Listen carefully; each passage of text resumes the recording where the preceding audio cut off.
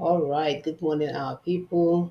We are trying to actually be here on time, and I think we're doing a pretty good job at doing that. So, welcome. Today is August the 7th of 2021. We are here to go on another journey to our destination. Hopefully, our students are ready, our friends, our colleagues, our compatriots are ready to do this work. We love having you guys here every Saturday. We look forward to having you guys here every Saturday. The question remains that what are you doing throughout the week to make sure that we're ready for today? Anyway, my name is Mona Saga. I will allow my sisters to introduce themselves. Welcome, sisters. Yeah, thank you, viewers, for being part of today. We have a very interesting um, show today, and we want everybody to pay attention about what is being done and what other people are flaunting as if they are the ones doing it. So we just want everybody to pay attention. Thank you for being here today. My name is Dr. Augusta Nosike, and we can't wait to start. Thank you. Awesome. Thank you, sisters. Thank you, viewers, subscribers. We appreciate you. You keep sharing, educating others. You're part of this team. Thank you so much for the beautiful work you're doing. And we are going to get home soon. So my name is Dr. Ekwi Simon Okube. I live in Lexington, Kentucky. Um, you see, in the world of varied individual preferences, where one man's meat is probably another man's poison, the Bible may be a trash to some, but the most inspirational book to others. Whatever the case may be, if you do choose to follow the teachings in the Bible or any other inspirational book, please make sure you read and study it by yourself. And let the practice of whatever you read from it make you a better person, not a criminal, not a liar, or a callous person who ignores the cry of the poor masses.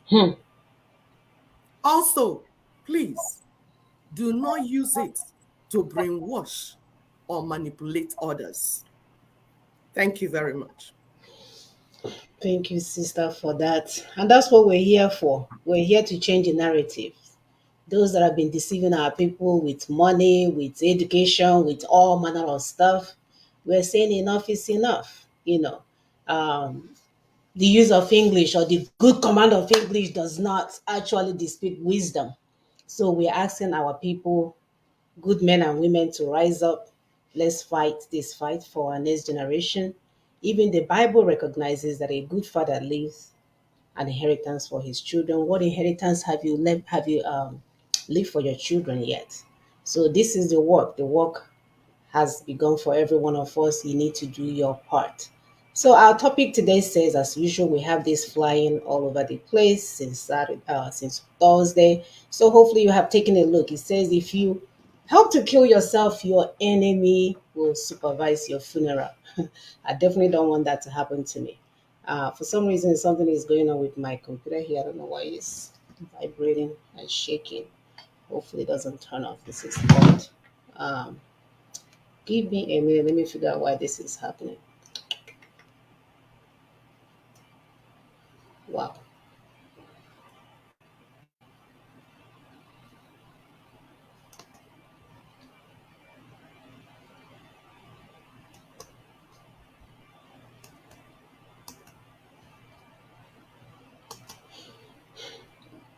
Every day we get an evidence as to why we are doing what we are doing. I'm telling you, every time we have good stuff to do, the devil will come out swinging. As I was speaking to you, my computer was going on and off, on and off, on and off. It has never happened before. But anyway, we are here to do the work. Like I said earlier, our topic today is that if you help to kill yourself, your enemy will supervise your funeral. In a case where individuals are putting themselves in harm's way, the only reasonable outcome will be their demise. So, for those that want to get it right, there is an option to save your life and those around you. Our sister Ndidi Uweche put it in such a nice way by saying, even in the midst of chaos and violence, there's always a voice of reason and peace calling out. However, we are not the first to seek self determination. and find ourselves in a heap of chaos. There's chaos everywhere. We must listen to the voice of reason to save our lives and our next generation. This has happened before. If you think about the ancient Israel, modern Israel, Sudan, Amazonia, South Africa, wherever there is a struggle for self-determination, there are usually at least four identifiable groups. Some of them, they are known as the foreign oppressors. Are we talking about the local willing tools, the miscreants, and of course, finally, the voice of reason? The foreign oppressors and the local willing tools will always look for ways to take advantage of the situation by trying to make money. They will pretend to have a solution, make the situation worse, and create fear to push their own agenda.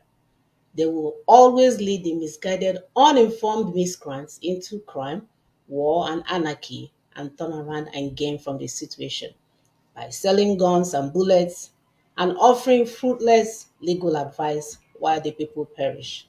At the end of the day, the people are destroyed and there is desperation in the air. Mothers lose their husbands and sons, and daughters are taken over by the enemies. That's if they are not killed. And many will perish in prison, and those left will have to bear the burden of their crimes and criminality. So, whether you call yourself a superman, a miscreant from the southeast, southwest, wherever you're from, the long arm of law will eventually catch up with you no matter how long it takes. Those of you that help to kill yourself, while as you kill yourself, your enemies, of course, will supervise your funeral. So remember that everything that has a beginning also has an end, and we want to put an end to what is going on to happening to us today. So the good news is that the Nigerian Indigenous Nationality Alliance for Self-Determination, NINAS, Nigerian Indigenous Nationalities Alliance for Self-Determination, NINAS, is the only voice of reason in this current situation that we find ourselves in. And right now, they are offering a truce to the misguided youth in Igbo land and South South before it is too late. You do not need to die for your freedom. You do not need to be sacrificed for those who just want to use you to make money and short-term fame. So today, we'll be looking at the event that led to the U.S. lawmakers' bipartisan hold on the proposed sale of attack helicopter worth billions to Nigeria amid human rights concerns and accusation of state-sponsored terrorism. So I'm going to start off today's show by playing this video. So Augusta, go ahead.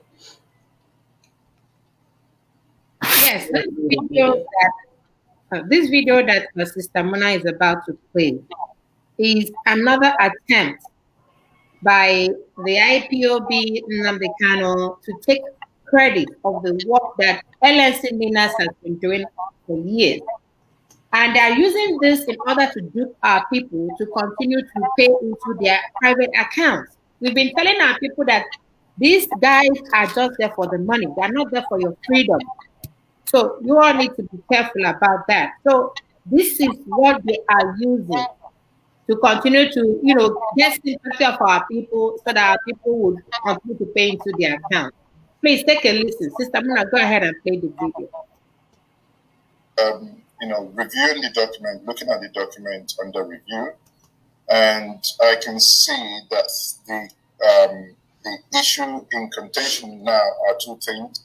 I mean, this is as Bruce has said at the beginning, the case against the Secretary of State, Tony Blinken, and Secretary of Defense, Lloyd Austin.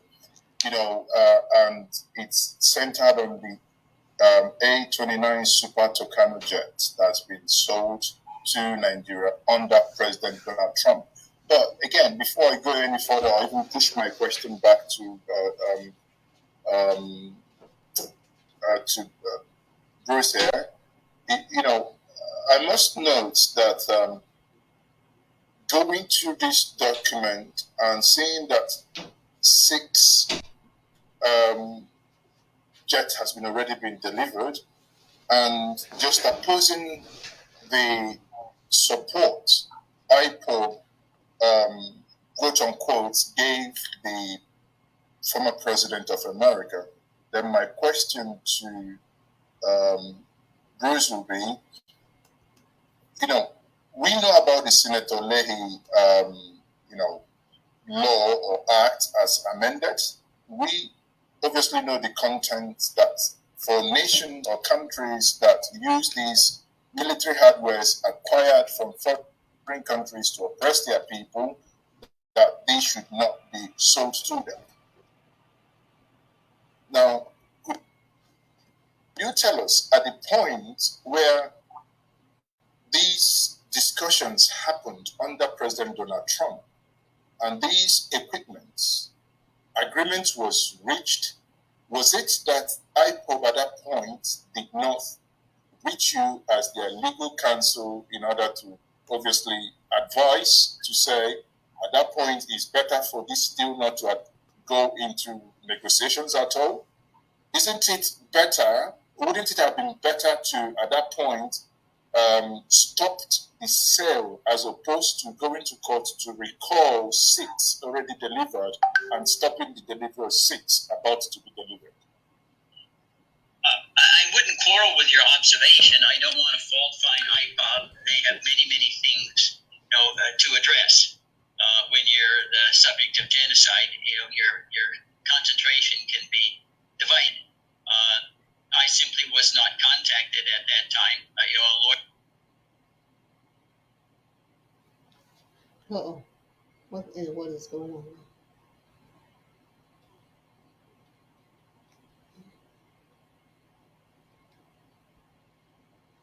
You've done a lot of this, and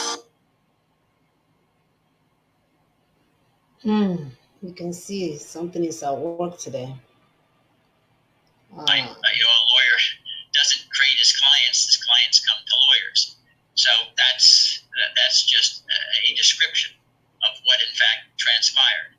But I'm not inclined to fault find others. I don't know what the circumstances were. But ideally, a lawsuit would have been filed within days after the sale was approved. It's obviously more difficult to undo something than to prevent it from happening in the first instance. But I think serendipitously, in some sense, the belated filing is a little bit to our advantage. First of all, it's open and notorious that President Trump was very, very hostile to human rights, and he wouldn't care and whether some or people not were following him, right? were utilized to commit genocide.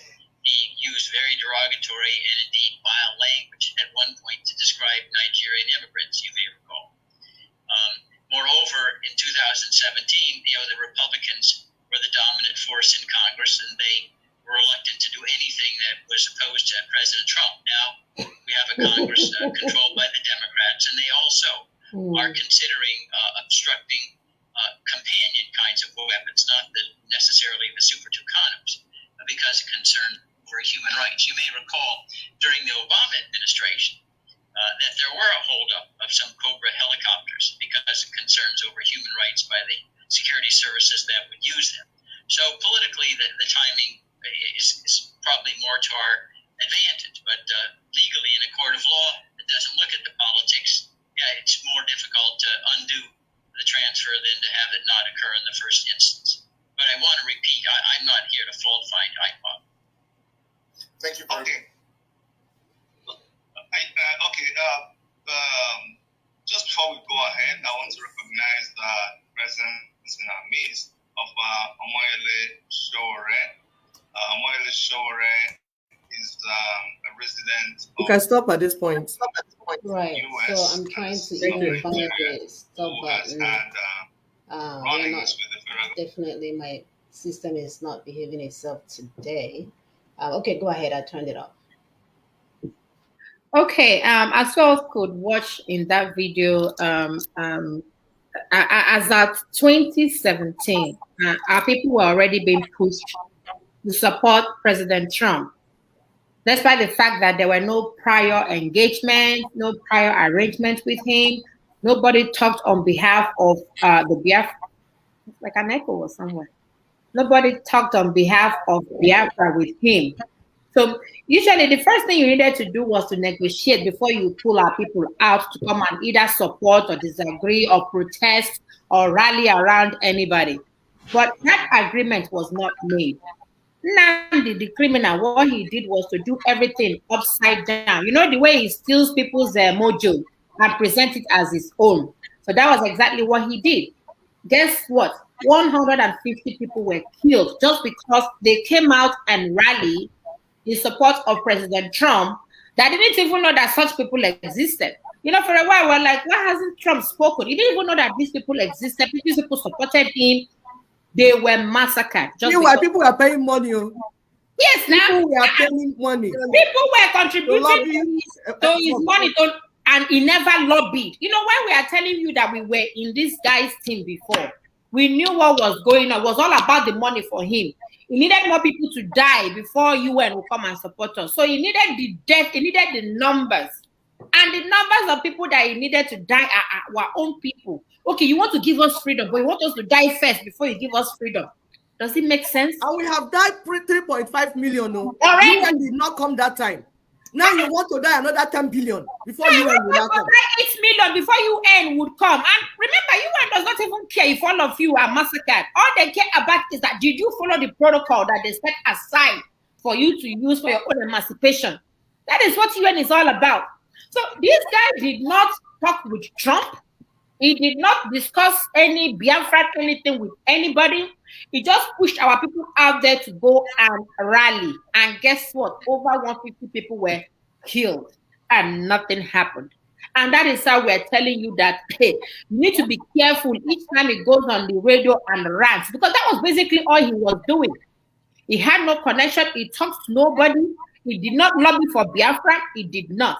And our people kept on pumping money into his account. Pumping money. This account is the one based in Germany.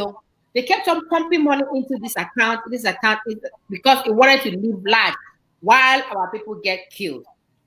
That one set aside.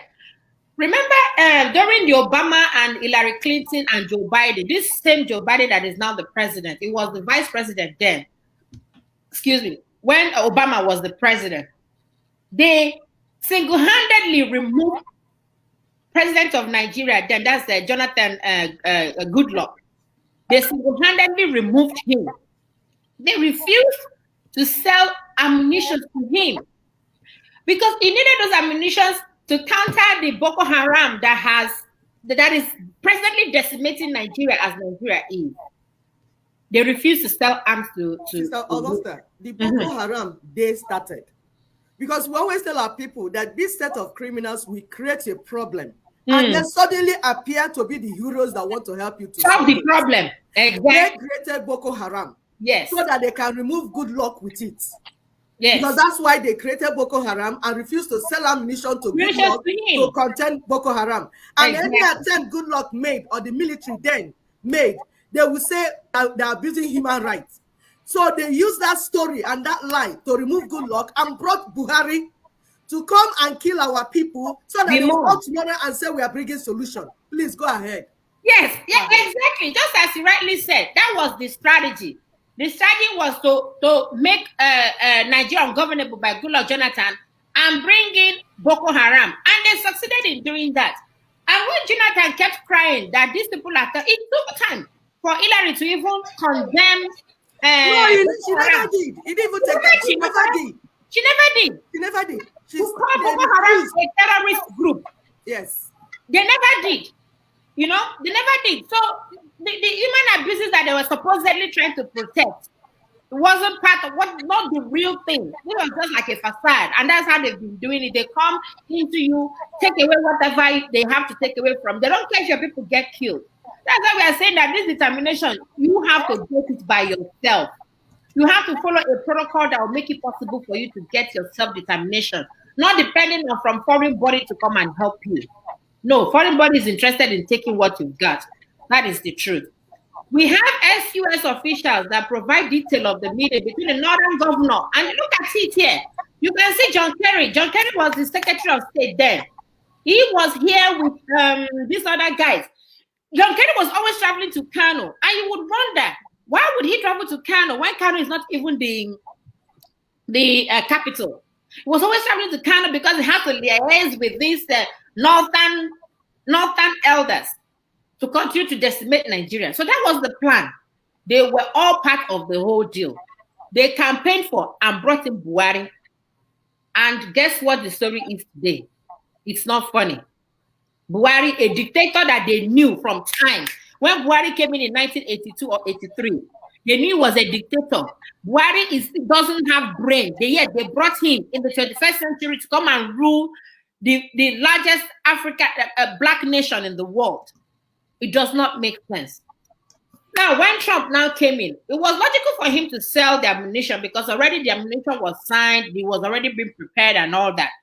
Then along the line, through the effort of the evangelicals, sometimes we say that there are, in everything, we have some people that still have conscience. We have some people that will come back and say, you know what, there's something fundamentally wrong with what is going on. So we had the US evangelicals.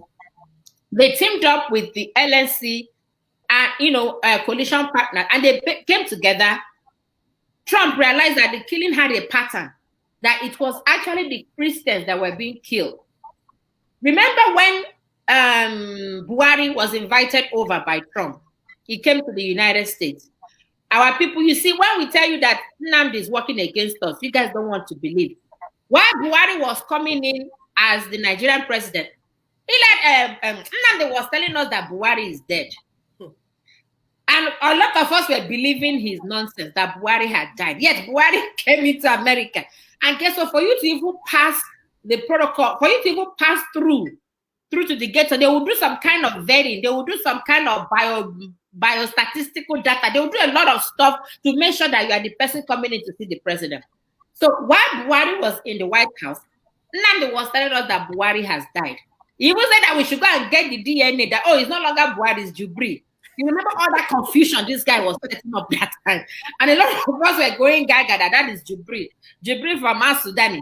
Meanwhile, it was Buhari that came in. After they had done the deal, remember that Donald Trump told Buhari that, asked him, why are you killing the Christians?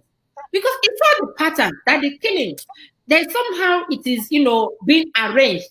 He said, you are killing the Christians. He told Buhari later confessed it later, that Trump asked him that. Why are you killing the Christians? But guess what? We were so engrossed in the fact that guy is actually Jubril from Sudan and not Buhari. So while Trump was engaging Buhari, Nnamdi was telling us that it was Jubril. I said that already. That we should go to the White House and get his DNA. You understand? So the effort that is being made, there is no lobbying. We keep telling you this guy has not met with anybody. You go to the White House just like every other person. I've been to the White House myself. You can take picture in the front porch, whatever. You can walk in, just take picture. You go to the congressional building. You can take picture anywhere in the congressional building. I've been there myself. So the fact that Nnamdi did not even, the lobby that he's talking about now, he never lobbied for Biafra that we're talking about. And he kept pushing our people. He said that he's lobbying to raise money, but the fact is that he's pushing our people to their early graves. And we're saying that enough of that propaganda, because that is basically what he is doing with his radio. Sister, can you continue? Yes, so we'll show another picture to our people, because here we do show, and we don't have time to gather propagandas because we are there. We were there. We were in ESCO then. We are not floor members. We were there pushing for lobbying, trying to gather money to go for lobbying. We were sending about $10,000 every month from US then to Germany. And we were pushing. We said, instead of sending this money to Germany, let's use it here to lobby. They said, no, Onyendu, we have to come and lobby by himself. We're like, why? Onyendu is not even an American citizen. He doesn't have social security number. He doesn't have how will they trust him to go and lobby? Like, let our people go here and lobby. They frustrated every move. I remember one day, our people donated on ground $12,000. This one is apart from the monthly one they were sending to Germany. Our people in Houston sat together and said, we are ready. Let's move. 12,000, pam. One sitting. These people frustrated it. Sister Muna had to give back the people that made pledges back their money because they frustrated that move. Every move we made from inside IPOB to lobby for our people so that we can get what we want, Nnamdi Kanu frustrated it.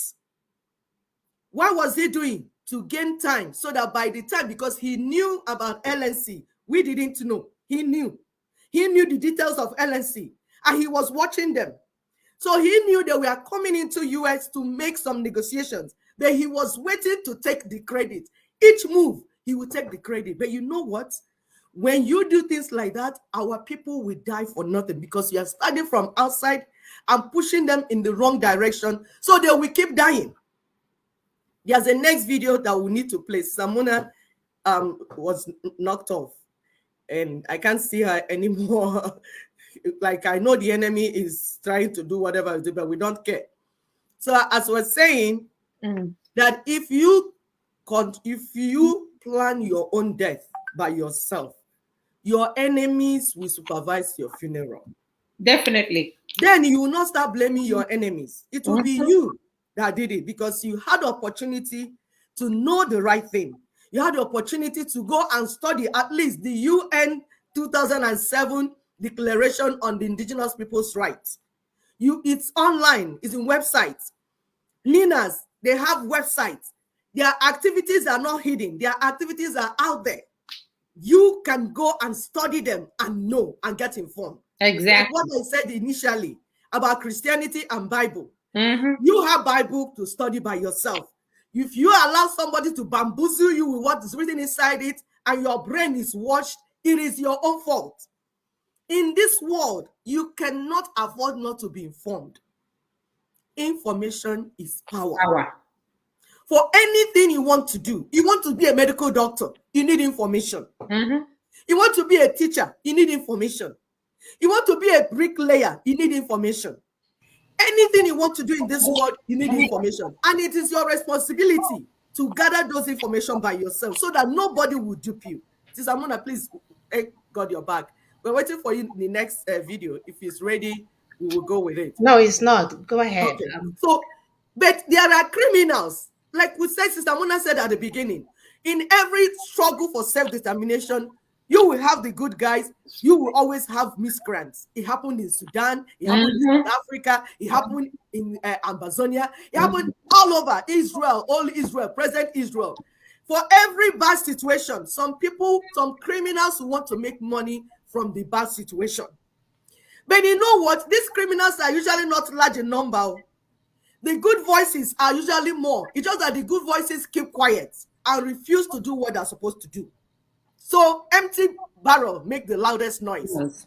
So the criminals will just step in and start making all the noise. Oh, noise, propaganda, lies everywhere. Criminals know how to make noise because empty barrels make loudest noise. So if you're waiting for us to start making noise like the criminals, you're wasting your time, because we have work to do. What we come here to do every Saturday is to give you details of what has been done, where we are, and what is remaining. It is your responsibility to share it and tell others. But if you want us to start making noise like criminals, we don't have that time, because we have time to do the good job. The people that are making noise on Facebook every day, they're on Facebook because they have nothing else to do.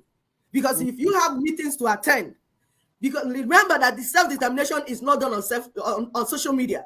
No. You have to step down from your high horse. Some of us in these past few weeks have to travel to interior places back home in Leon, Niger territory, where vehicles do not even pass. Where if you see, like I was telling somebody, I said the information we're getting, the type of thing I was hearing is like something we hear in when they tell us Akukifo. They'll tell you that they sent some people and they went to the bush paths, and when they got, there was no more road. They now saw Ndi Mwajisi Etude. They saw 7-headed demons. And then they say, will they come back? So the people went, and eventually 7 went. Only 2 came back alive. Is that type of journey that some of our team members are embarking on. We send them to go to the most remote places to meet our people, because you need to using Keno. You know the Keno that you use hands. Exactly. So, to go to those places, because they need to be carried along. You need to negotiate with them. My people, if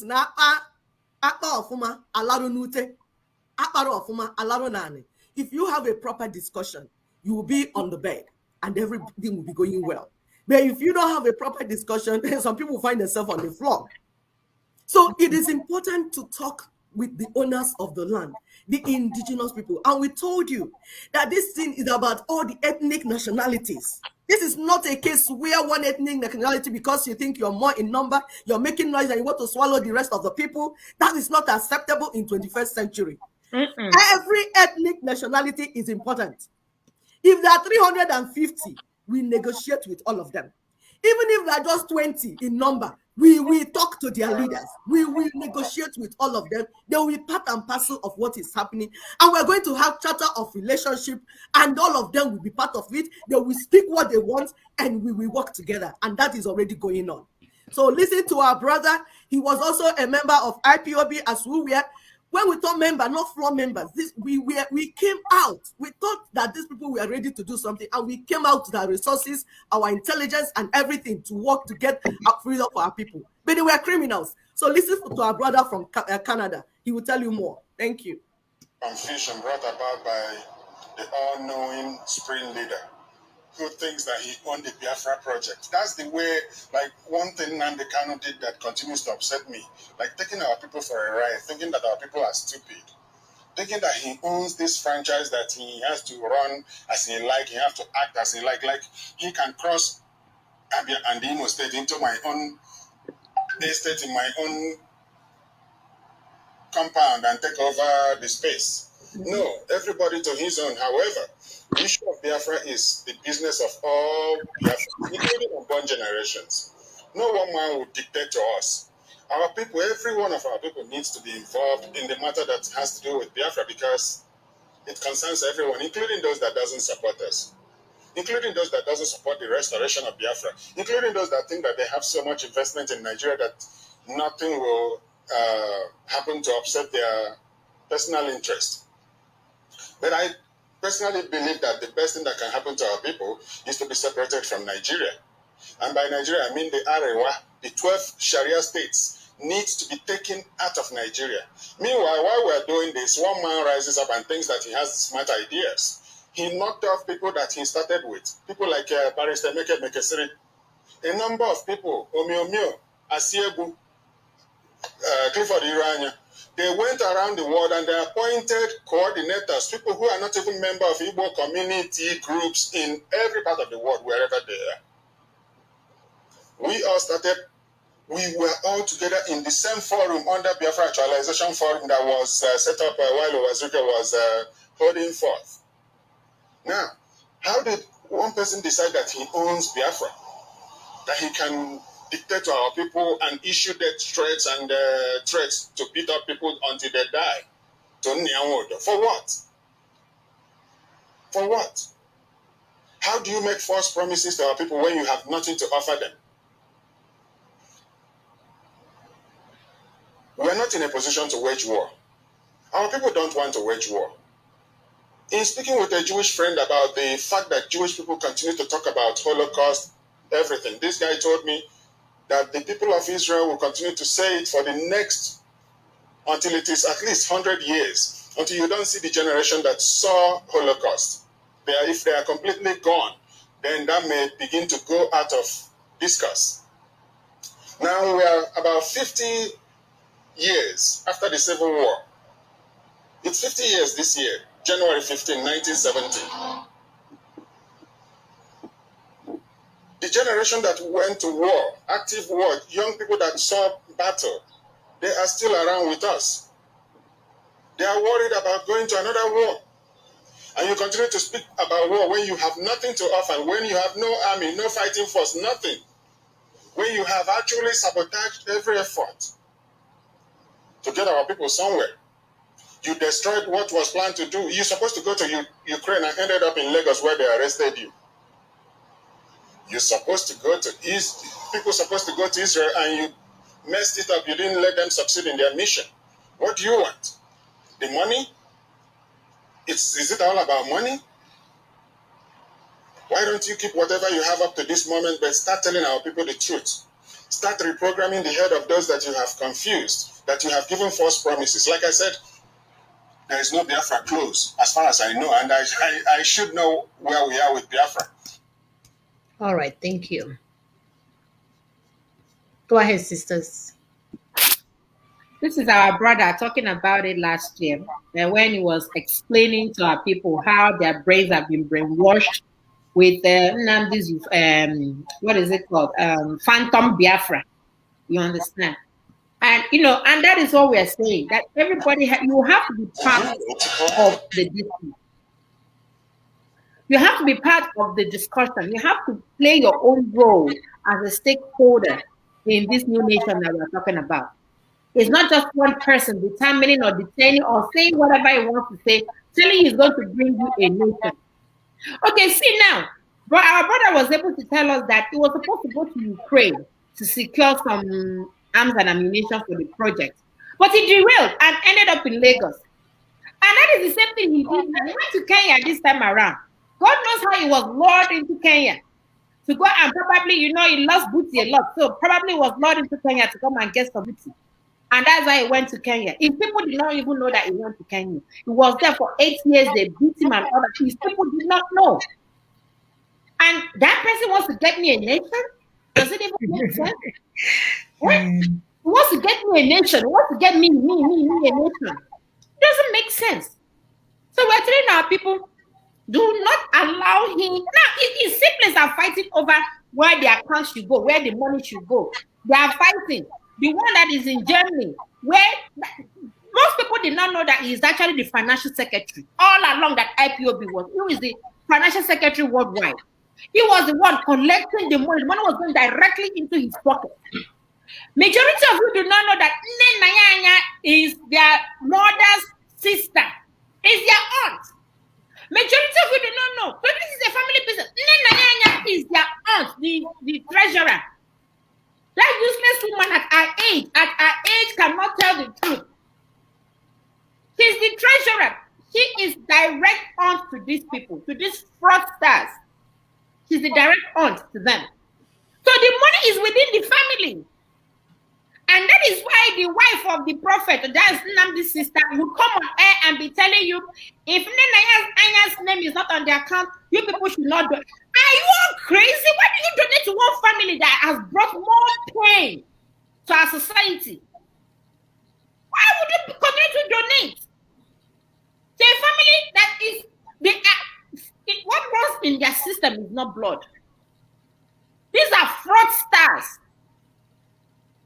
He will come up and talk about governors. He will go behind and collect, as he collected 500 million from Rocha Sokorocha. He was calling him Rocha Sokorawusa. When Rocha paid, he stopped calling him Okorawusa. Then to the other guy, the one of Anambra State, that one bought him a Prado Jeep too, and gave him money. I heard it's like $100,000. Yes, Obiano. The money that is made for the community was given to an individual. And he goes about talking nonsense. If he really meant well, he would have used that money to secure lobbying or lobbyists that would lobby on behalf of Biafra. And now they are paying some lawyer, Bruce Pine. I don't know how much they gave him to come and distort what has already happened.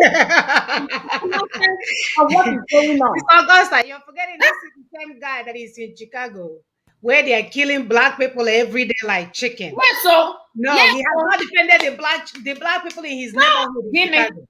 Now he wants to money. Represent the monkeys and the baboons that his master left for him. Wow. It's not about money making. You know what they gave him to come and he's now trying to sue United States for not delivering or delivery. And I like the way Njenje guy asked me, he said, why didn't you do it that time that Donald Trump was signing that? Why didn't you sue him that time? And you heard his defense. He said, I will not hold him for IPOB. I wasn't contacted then. Of course, he was contacted, but the bill was $1 million as of that time. It was $1 million as of that time.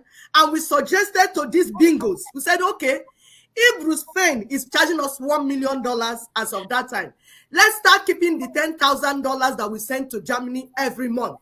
That in 12 months, we were able to get enough money to push our case. But you know what? They didn't. It is not about the freedom of our people. No. And this is what we are telling our people. That if you help them to kill you, your enemy will supervise your funeral. But you know what? They won't even supervise it, though. You see, governor of Imo State, what he did was to dig a hole and pour all the dead bodies there.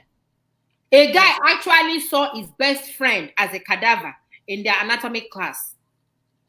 Can you see? So for you that is even thinking they will do funeral for you, Mbakwa, they're going to pack you like sardine and put you dig one hole. That is all that is all about. So we are telling our people, be careful. Don't get carried away. Don't get emotional. These guys are not ready to give you freedom. They are not. That freedom, you would have to get it yourself. All you need to do is to tap into what LSC is doing legally. The legal process, the protocol, it's been set aside. The protocol is there. Read. Our people don't want to read. They just want somebody that will come and be saying hello him. Don't allow anybody hello him you anywhere.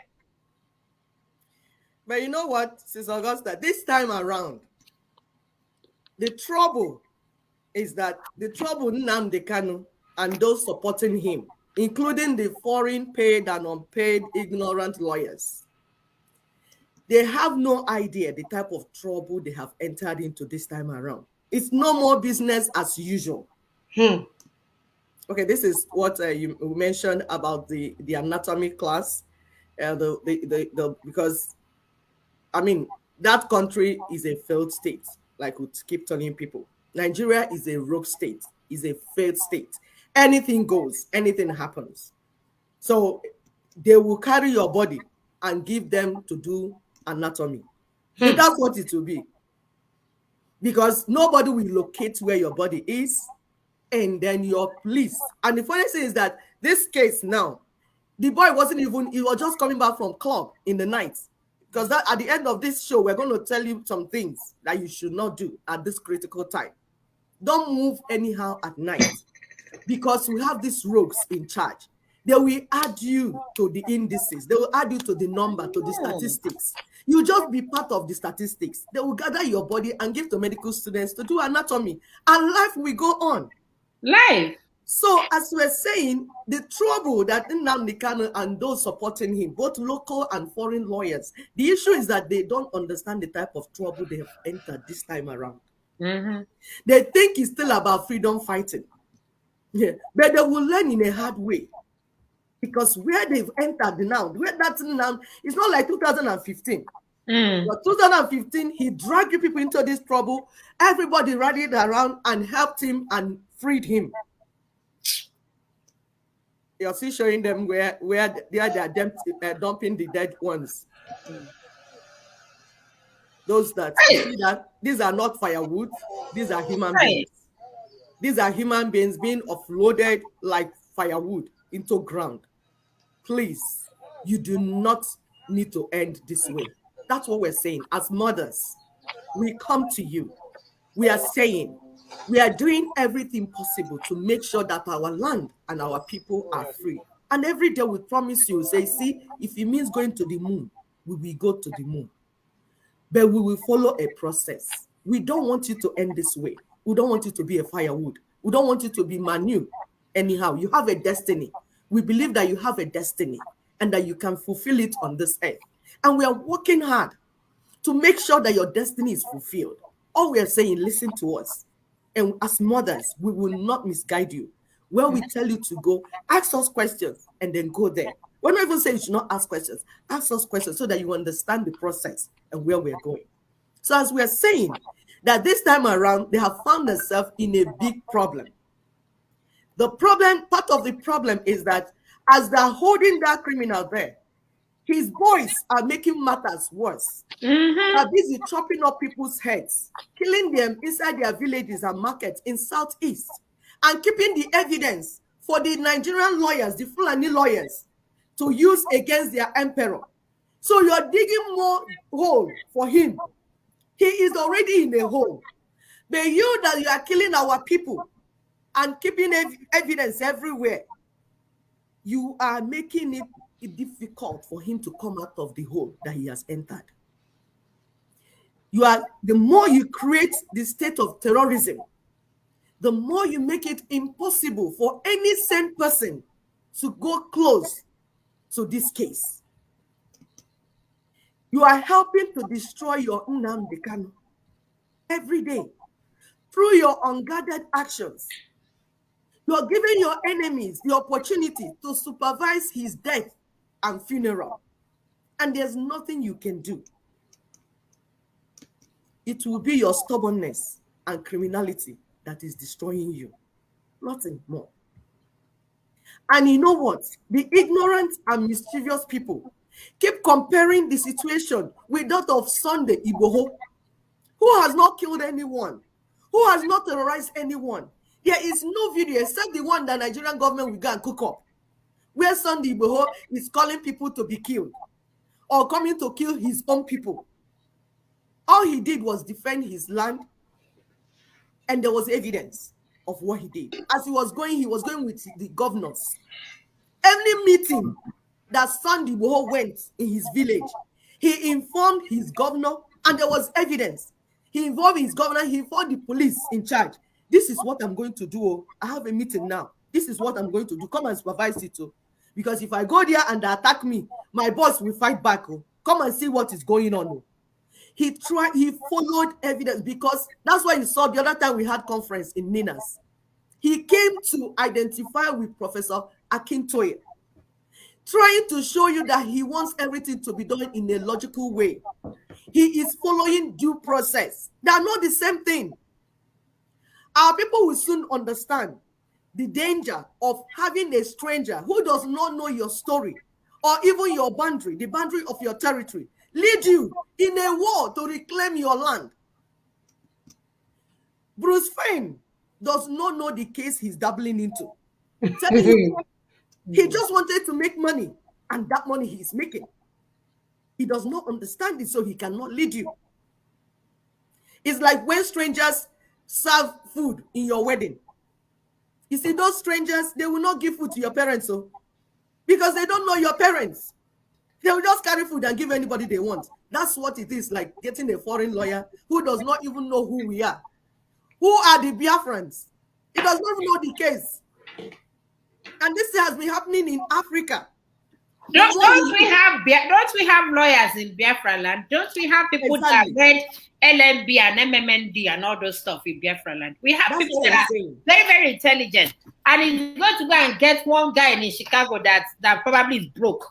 Very, very broke. Of course, he's broke. It's like the other one they call, which other that woman? That woman that they call, that albino woman. That woman where they be like yellow papa. Monday or something. No, not that one. That one. The other one that was sending pictures to Nnamdi Kanu when he was inside prison. Candy Star Wars. Don't mind that girl. I gave it back to her.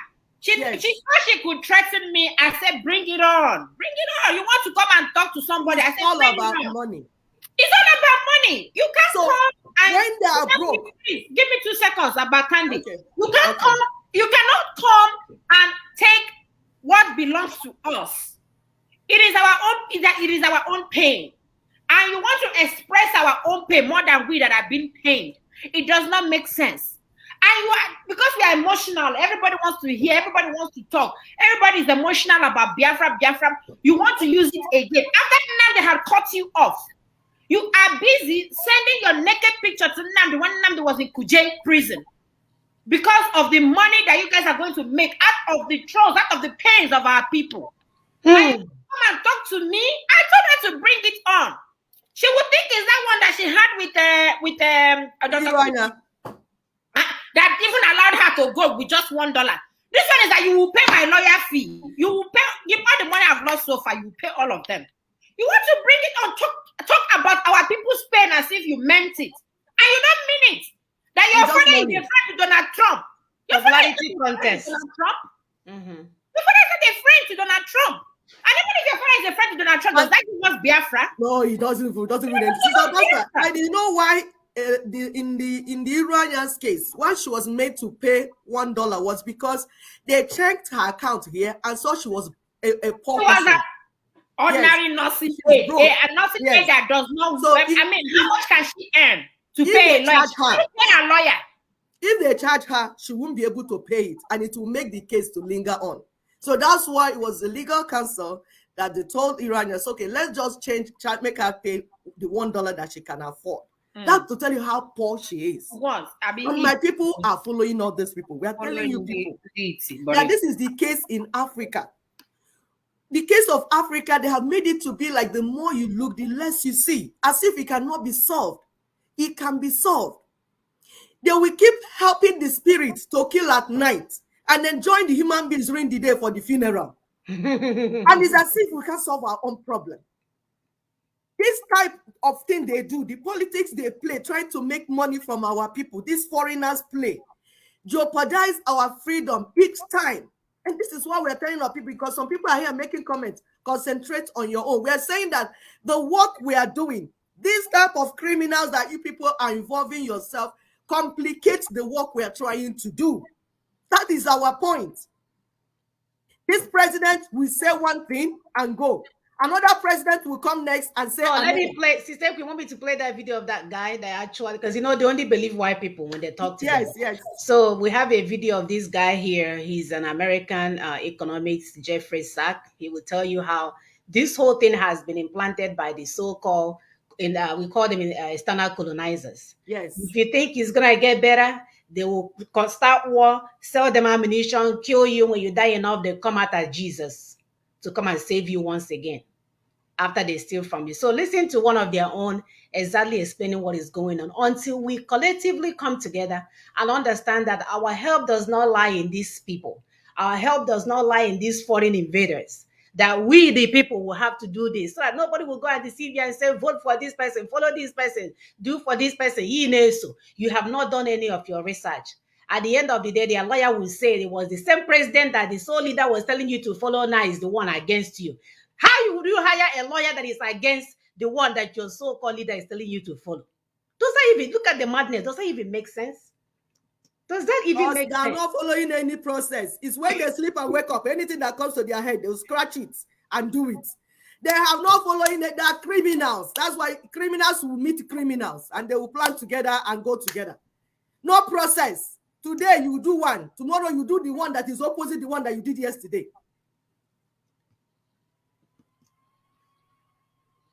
Installed another dictatorship for the next 30 years. The CIA assassinated your first popular leader, Mr. Lumumba, and then installed another dictatorship for the next 30 years. And then Glencore and others now suck out your cobalt without giving you tax income. We don't reflect on that. We say, what's wrong with you? Why don't you govern properly? It's interesting, we heard from the minister of DRC, what's wrong with your country? Well, we don't even start by saying the King of Belgium created a slave colony for 30 years. The government of Belgium ran the slave colony for another 40 years. Tell them, brother, go on. The CIA assassinated your first popular leader, Mr. Lumumba, and then installed another dictatorship for the next 30 years. And then Glencore and others now suck out your cobalt without giving you tax income. We don't reflect on that. We say, what's wrong with you? Why don't you govern properly? And so we have. And so the story goes and goes on and on and on. It's the same group of people, the same group of external colonizers running around, selling us the narrative that we want to hear. They will tell us that we have a democracy when we have terrorists in charge. They will play with our president, take out the one, add another one, fail to sell ammunition, it's just a game, y'all. Until you guys begin to say, what's going on? Take your foreign brain and your westernized way and all this stuff and put your hands away from where our businesses are. Until we begin to speak in one voice, until we understand what is the underlying issue, what the underlying issues are. Until we begin to put these things up in the front, follow up the program. Because right now, the only thing that will get us out of where we find ourselves in is for us to follow this Nina's process, because he meets their standards. It's the only thing that will say, it's enough. We don't want any more. east or whatever, go your way. This block, go your way. If you're waiting for these people, they will sell their coal back. They will kill another president, put another dictator. They will tell you how to live. They will be the first one to go on air and tell you how you're the shithole country. They will be the one on air that will say that you can't help yourself. They will be the one on air, like this guy said in his talk, that they will go and borrow billions, and Africans are not able to borrow anything. When they have their G20, the 21 is missing, which is the African countries. Mm-hmm. Nobody asked them on. You will continue to be neglected where decisions are being made. This is Amuna, because ignorant people keep wanting to represent us. People that have no business going close to our issues. They want to represent us. Like what is going on now? Everyone wants to go to UN. Everyone wants to go to US. Whether they know what is happening, whether they understand what is happening or not, they will form their own little group, get one ignorant person to lead them, and they go to UN. Go there to do what? You cannot keep bringing your false, ignorant mind to go and do things that those people will just use you and make money. That's all. Even when there was Biafra War, they used it to win election in US, 1967. That genocide was used to campaign for election in US, and they won. Did it stop 3.5 million people from dying? No. Did they come to help? No. Did it stop 2 million children from being starved to death? No. Because you are not following protocol. You do not understand the situation. You keep bringing people that do not understand what the matter is to go and represent you. It's all about money making from the dying people. That's all they're doing. And we continue to tell you the truth here. Our people need to begin to trust themselves. We need to begin to get capable hands to represent us. Stop sending Oyibos to speak for you just because they are Oyibo. They will use you and make money, and nothing will happen. They even want Nigeria to continue to exist, because Nigeria is like an open market where you can come from any part of the country as long as you have the right color skin, steal whatever you want. Nobody, it's a sovereign country. The presidents and the governors are allowing you to steal it. Nobody is questioning. Why would they want it to end? It's beneficial to them for Nigeria to continue to exist, because they can they do what they did in Nigeria in China? No. Can they do that? So as long as there's a country called Nigeria, the Westerners will continue to benefit and will be running in circles, speaking grammar, speaking English. Some people, when they finish writing, even your dictionary will not help you out. I'm not kidding. Even Queen Elizabeth will be shocked when she sees the writer. And they will use this thing to continue to deceive our people, speaking big grammar. The same thing that is happening. The world runs in circle. Everybody will come. Chinese people will come and steal. Indian people are working in the villages in Obo, buying lands. I even heard they are buying body parts now. Nobody there to stop them. India took over the medical situation in Nigeria. Now, if you have any small surgery, I'll tell you a story. My sister went the other day to just get checked up. She's been having some issues, simple issue that I told her what it is. She just wanted to go and see. My dear, hey, when you have 4 bottles of antacid, she didn't go there with any GI complaints. So we started questioning the doctor. He said, because she's trying to give her, she has a mild UTI. For one thing, they didn't even ask her to wipe. For here, you have to wipe very clean before you give your urine sample, because just whatever that is there will give you a mild UTI. None of that was done. They gave her antibiotics and gave her like 4 bottles of antacid and said the antibiotics will cause her to have acid. Duh. Whoa. Which antibiotics are you giving her that will cause her to have acid?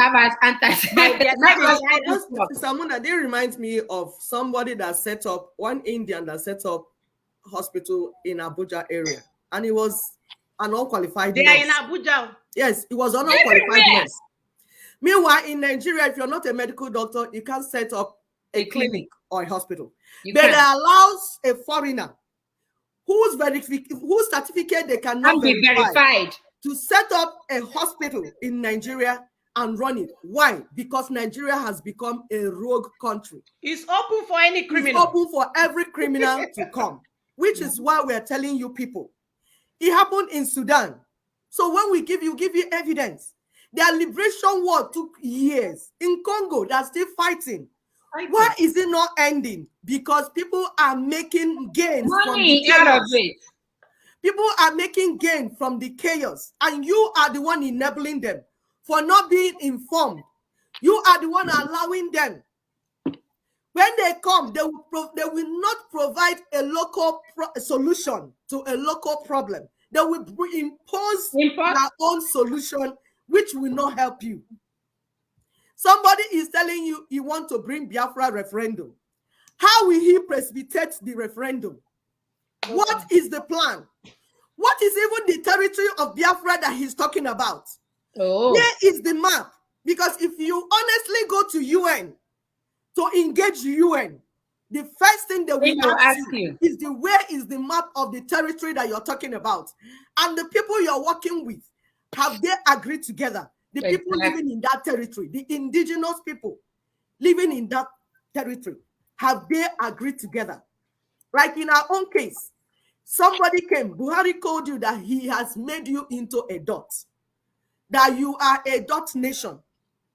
I thought the first question people will ask is, how do we come out of this dot nation first? Because obviously you can see that what he said is true, because they circled you around and closed up your seaports, closed up your airport, closed up everything, made you into a dot. The first thing you will ask is, how do I bring out myself from this dot? By talking to my neighbors so that we negotiate and have an alliance. No, you want to go and get a foreign lawyer that says he will bring you Biafra referendum. Is it from his armpit or from his mouth? Is it inside his teeth? He's going to pull it out. We entered a dot. Anyway, this same Bruce Fine is saying that he's going to go to Nigeria to go and do some fighting and all that. And guess what? The MUMUs that we have in IPOB will follow him. They will get arrested. Bruce Fine, as an American, America will come and pick him out. If anything happens to him, America is ready to wage war because of that Bruce Fine. Even though I didn't tell them what he's going there to do. You understand? Yeah. If anything happens, America will come and pick him up. Then you, the MUMUs that decided to follow, you guys will be like that thing that were the log of wood. That these are human beings that look like log of wood. That Obia is what is it? Some people don't even know their children are in there. They haven't even. Oh my! People don't even know. And that was why that guy was surprised when he found his friend as a cadaver on his table. Some people don't even know that they've lost friends and relations or relatives. And we're telling you people that Bruce Fine is not doing it. That guy just wants to get paid. He just wants to get paid. That's it. And at whose expense? Your own expense. So if you like, continue to applaud this rogue franchise. And the rogue franchise, I've told you that is a family business. You saw the brother and sister fighting that the money will remain in their family. It will remain within their aunts.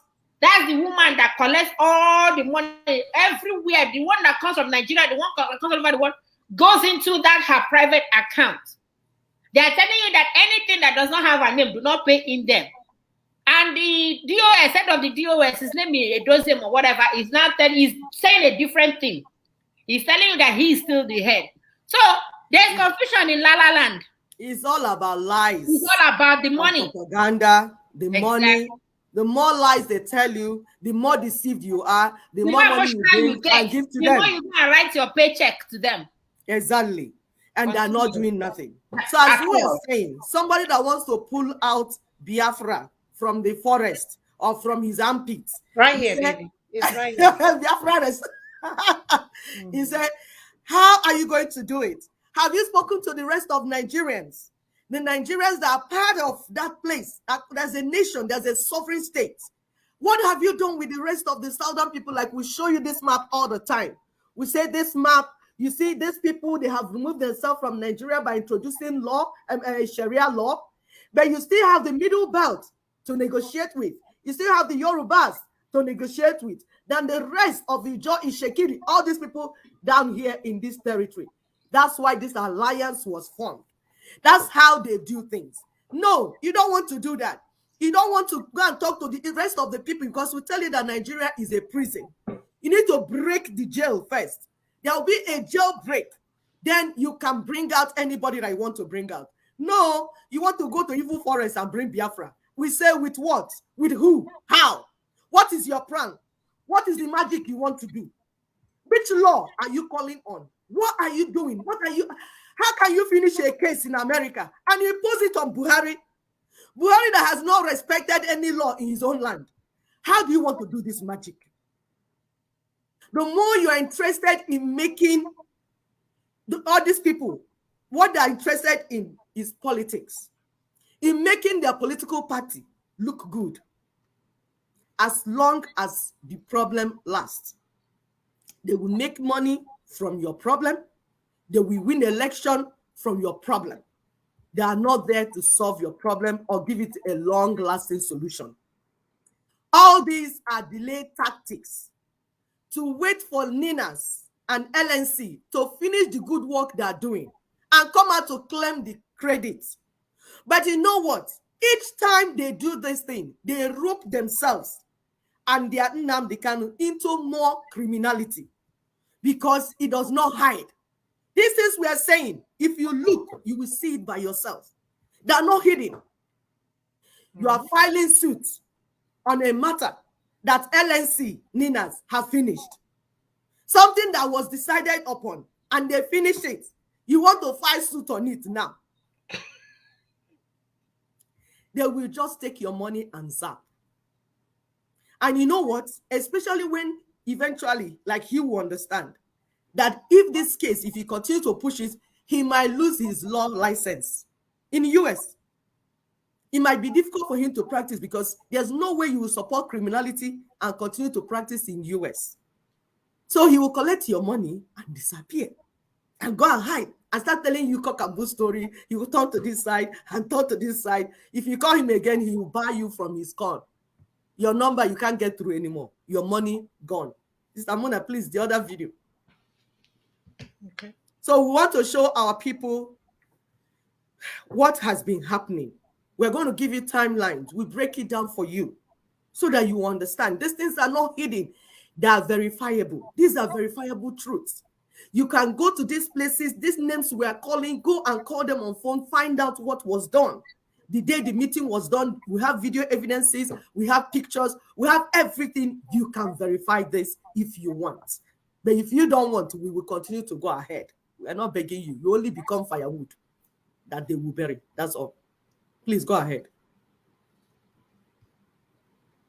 Nigeria, a founding member of the National Party of Nigeria, NPN, in the Second Republic, and arrowhead of the Delta State Movement and the non-Nedeco steward, from which he also... I'm not sure you are where you're supposed to be. Okay.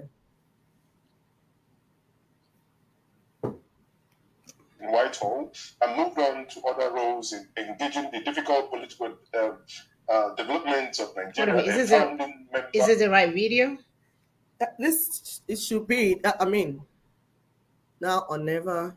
Yeah, that's the right video. Is the timing. The timing should be at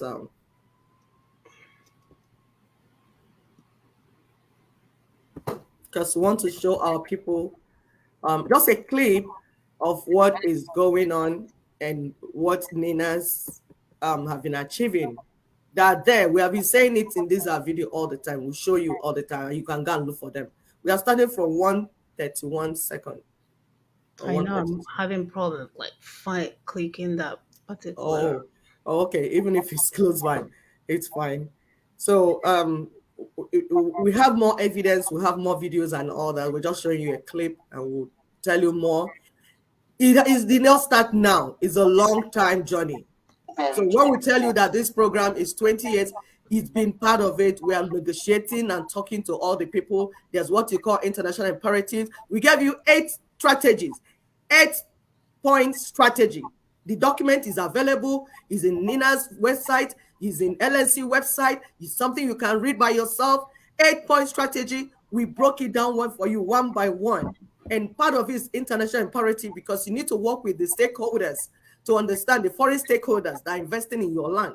So you need to work with them. You need to work, you have intra-regional alliance, you have inter-regional alliance, all that needs to be done. And they took years and we have done them. There are 16 boxes. We have completed 13. We're on the 13 and on 14 and 15. Remaining one not touched yet. Are you ready, please? Yeah. Okay. Thank you.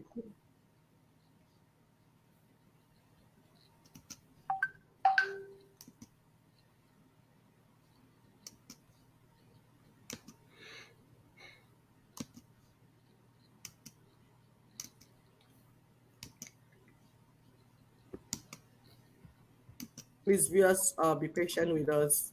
We'll get the video. Engaging the difficult political developments of Nigeria, a founding member of the National Party of Nigeria, NP. Oh, wait a minute. Sister, I think you meant 1 hour plus, right? Not 1 minute plus. That's why. Yeah, 1 hour, 1 point. Yeah. Okay. Towards the middle. Because I'm like, towards the middle. To go. Okay. Okay, it's 1 hour 31. Still continue. 31. Okay. Continue. I mean 31 or 32.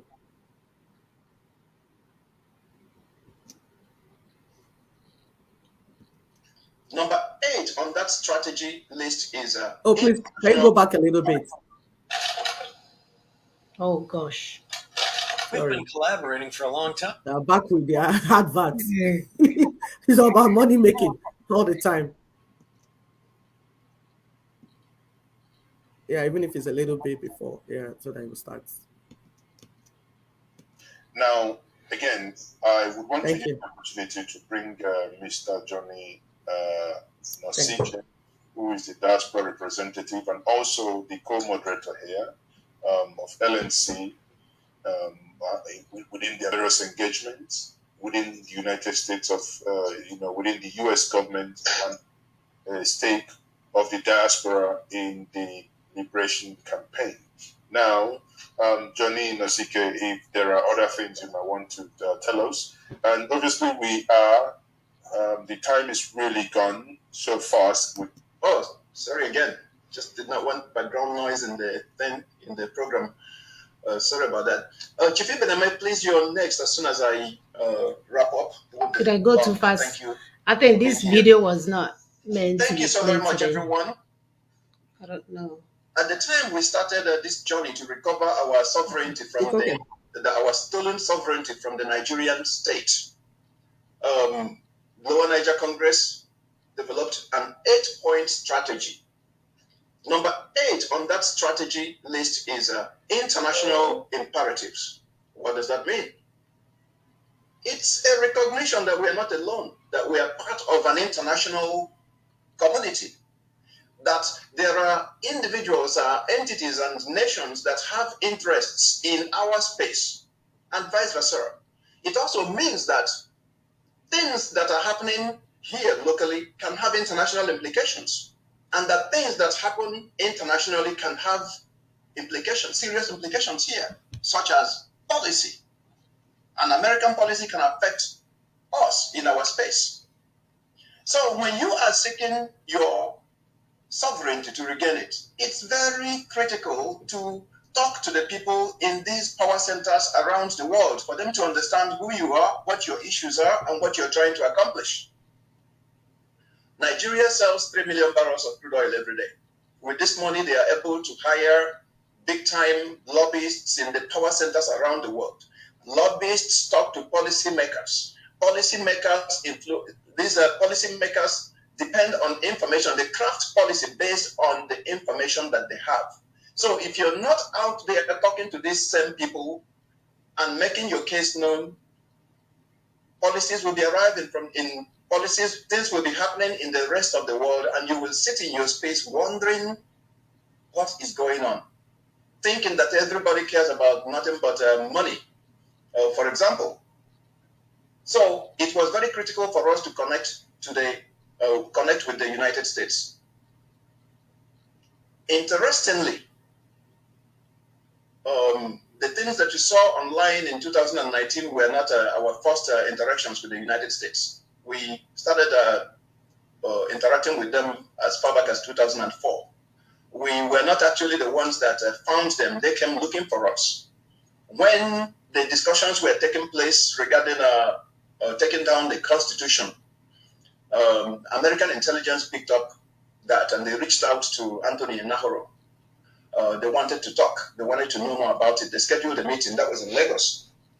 Anthony Nahoro told them that for that meeting, there's a young man that he would like in that meeting, the one who developed the proposal, and that he would like him to be there. And that young man was Tony Nadi. This was 2004 during the Bush administration. And so on that day, there were 6 Americans, including the consulate general, including a man by the name John Negroponte. He was ambassador to the United Nations. He was ambassador to Iraq. He was director of national intelligence. He was a deputy secretary of state. This was a top-level meeting. And when the Americans came in that meeting, one of the things that they wanted to know was, you're talking about taking down a constitution. They understand what it means. They understand that once the constitution goes down, the union is at an end. And their concern was, when this thing goes down, are you going to drag Nigeria into Somalia? How do you plan to manage this process? So discussions began. Other questions came.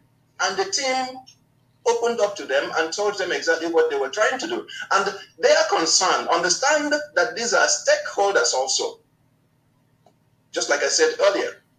So they had questions, all kinds of questions, and those questions were answered intelligently. And in the end, they found out that the people that are behind this effort not only are taking down a constitution, but they have a plan, a well thought out plan to manage the transition to where it does not create chaos.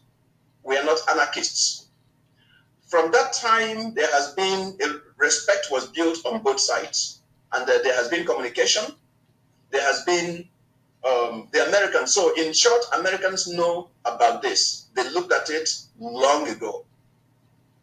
And so fast forward to 2019.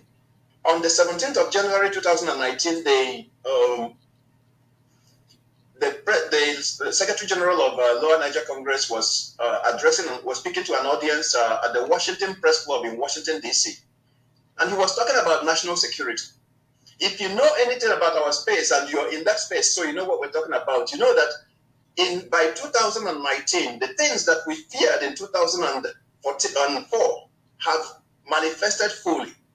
Nigeria now had 2 of the world's 4 most dangerous terrorist organizations, Boko Haram and Fulani Herdsmen. They have partnered with their friends from Iraq and Syria, ISIS, forming a partnership called ISWA. And these are enemies of America. So we now have a mutual enemy. So the Americans, it was a national imperative, a security imperative of the United States to be concerned about this matter. So we, Lower Niger Congress, whispered to them in America. Tony spoke at that place and he talked about this incident, this situation, the nature and tactics of this enemy. And one of the men in the audience was a man by the name of Frank Gaffney. Frank Gaffney was, in fact, his organization was the one that organized this event, Save the Persecuted Christians. And another man that was there was Congressman Frank Wolf. He was a retired congressman. He was the one behind the Religious Freedom Act of the United States. Interestingly, Frank Gaffney was a president of a Washington think tank on national security called Center for Security Policy. Frank Gaffney also, he was the Deputy Defense Secretary during the Reagan administration. This was somebody that was very close to the presidency. Actually, he was also the first choice of President Trump for National Security Advisor. After that, as soon as Mr. Nadi finished speaking, he went to him and said, the American people, I need to put you on radio. I want the American people to hear what you have just told us today. So on the 19th of January, 2 days later, he interviewed Tony Nadi in his radio talk show called Secure Freedom Radio, which is transmitted to 224 stations across the United States. American citizens got to hear what is going on in our space. And when they heard about it, they understood also that their national security was also compromised, because this enemy, once they get full control over the wealth of the Niger Delta, as well as the military hardware of Nigeria, they were going to be a much dangerous enemy that America cannot contain. They understood the national security implications for America and the rest of the world. So after that discussion, and after also the issue of ethno-religious killings, where Muslims, jihadist Muslims, are killing Christians in their ancestral homes, America was very concerned. They began to act right away. The events were set up for, I think it was around May of that year, or around March or thereabouts, that they sent an invitation to Tony Nadi to participate in an event that was being held in Washington, in the seat of power. And that event was, the first part of it was in the House of Representatives. And on that day, Tony Nadi went out there with the team. We were all involved in that outing, in the planning and putting that whole thing together. When he got out there, the first thing that he went after was the narratives, the false narratives. That was the address that he made. And I'm going to be sharing some pictures with you on my right here. I'm going to share some. No, not this one. Not this one. So Mr. Nadi went over there and began to counter those false narratives that have been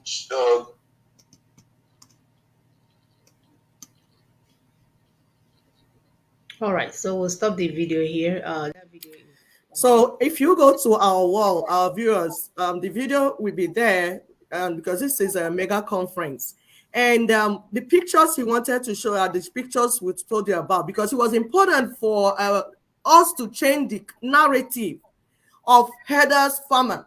This is not what you change over the radio. It's something you go and sit down with the powers that be and explain and present your evidence. In this trip, LNC, they moved with the victims of killings from Middle Belt. Because those that are saying they are killing us in Biafra, they are killing us in Biafra. They are not even killing you yet. The killing there is the one that you brought upon yourself. They are still preparing for you. They are coming for you. They have not arrived. If they start killing you like Middle Belt, you will understand the story. The ones killing are the ones that you brought upon yourself. You and your governors and all your politicians are doing all your mess that you're doing there. And all the lies you're telling yourself. The enemy is in Middle Belt. And they are wiping them. So the victims, true victims, not story. You heard about, what's this lady's name, Mr. Augusta? Leah Schweibu. Yes. The mother was there. Mm-hmm. They went to White House. Mm-hmm. They met with Trump. Trump shook their hands with video evidence here and in US. CNN carried it. So it's not story that you go and cook up and do propaganda. We are done with. We are telling our people, please stop allowing yourself to be deceived. You should rise above propaganda. You are smart people. You are very intelligent people. I believe in you. I believe in your intelligence. I know you're being deceived, but I'm saying let it stop. So we have evidence because we needed to counter, like Brother Nosike was saying, the narrative. Fulanis have super lobbyists, and they have been using them for years, using our oil money. You heard the number of barrels they talk every day that moves from Nigeria. They have it at their disposal. They've been using it to lobby against us, we the indigenous peoples. Somebody needed to get to White House, breaking the protocol, the diplomatic protocols, and all the lies that they had some diplomats pumping out to their governments.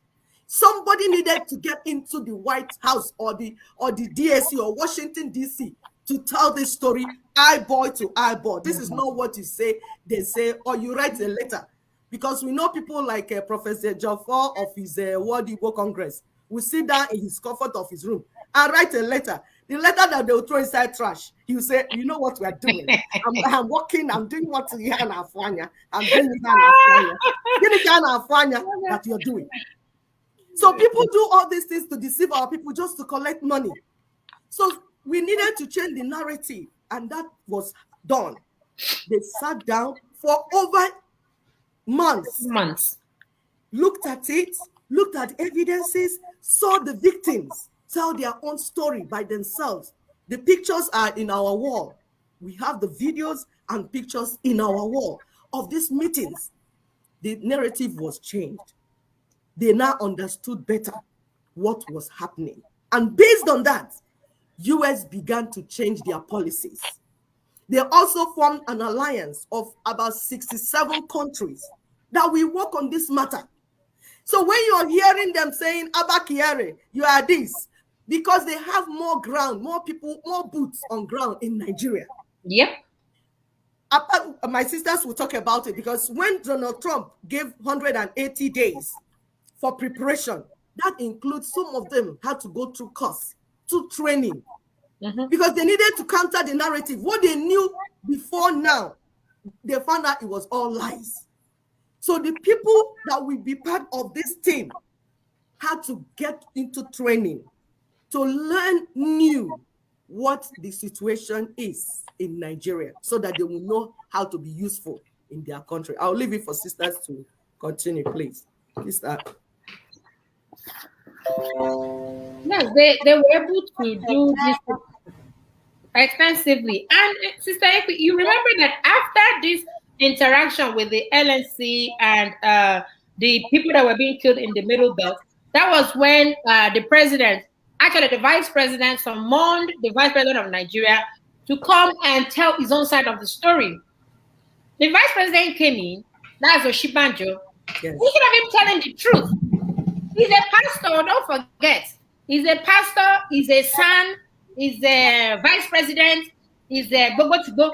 Instead of him coming out frankly and telling the truth that this is actually what is going on, that Christians are being massacred on a daily basis, he went ahead and actually told the vice president of America, the former vice president of America, that it is the herders and farmers clash. And that one told him to his face that you are lying. He told him outrightly, say you're a liar. You lied about this. You should be talking about helping your people, but you came here to lie to our faces as if we didn't have underground investigations going on. And that is why when US is coming after you, they have done their investigation. They have put surveillance camera to be able to catch you red-handed. And when they're coming after you, they are coming after you. So he told him that, hey, you lied about this. And that was what helped in the June 2nd executive order that President Trump actually signed. He signed an executive order for all these things to take place. And we're telling our people, it had to do with one-on-one, as Sister Ekwe rightly said, eyeball negotiation. It had to do with the LNC bringing these people to the forefront that, hey, this is the real story. And they had to do their own investigation. They didn't just take it like hook, line, and sinker. They did their investigation. They called the vice president. They found out the vice president was lying, and the executive order came out. And that is why we are telling you that things that have been done underground now is on the surface, because the result of all this and the timeline, we're going to share it with you. December last year, December of 2018, there was a joint multi-regional freedom proclamation of NINAS in Lagos. Remember, we told you that after the individual solemn assemblies, all these regions came together. That's the Southwest, the Middle Belt, and the Lower Niger. All of us came together and we formed that NINAS, the NINAS you hear about today. You know, that's when it was formed. Because everybody now gathered together and said, okay, we're going to move with one protocol. And that one protocol is what would give us that jailbreak that we have been looking for. Because the Southwest needs to go too. We have all been affected. So it's not just one region. So if you're allowing somebody to put your name out there as if it is one region that is being affected, then you have yourself to blame if you get killed. By January to July of 2019, that was when this engagement happened, the Washington engagement. where they talked extensively. So it was not like a phone call thing. This is like they saw there was a conference. They actually sat on a table and discussed these things. So that was what happened. While we were doing this, MNK was, what is his name? I don't even want to be calling him. Nnamdi was making himself like the Supremo. And everybody was worshiping him, thinking that he had something that he was doing. He was busy calculating what Tony Nnamdi was doing. Remember when we brought him here in July of, when we brought him in, was it July of 2019 to come to Houston? It was June. You know, after May 30th that we had, it was June. He did everything possible to get him to where he would go for the lobbying. He was dodging it. He was running dodging under it. the table. We are wondering what's going on. Why is this man running around? Why is he running like a rat? If you tell him to go to Houston, he wants to go to Austria. He will go to another place. If you say no, go to Houston, that's where our people are. He doesn't want to go there. He wants to go somewhere else. If you say okay, go. They say it's for security reasons. We are saying, which kind of security reason? What's he talking about? We know that one. We spent almost $2,000 for security for him.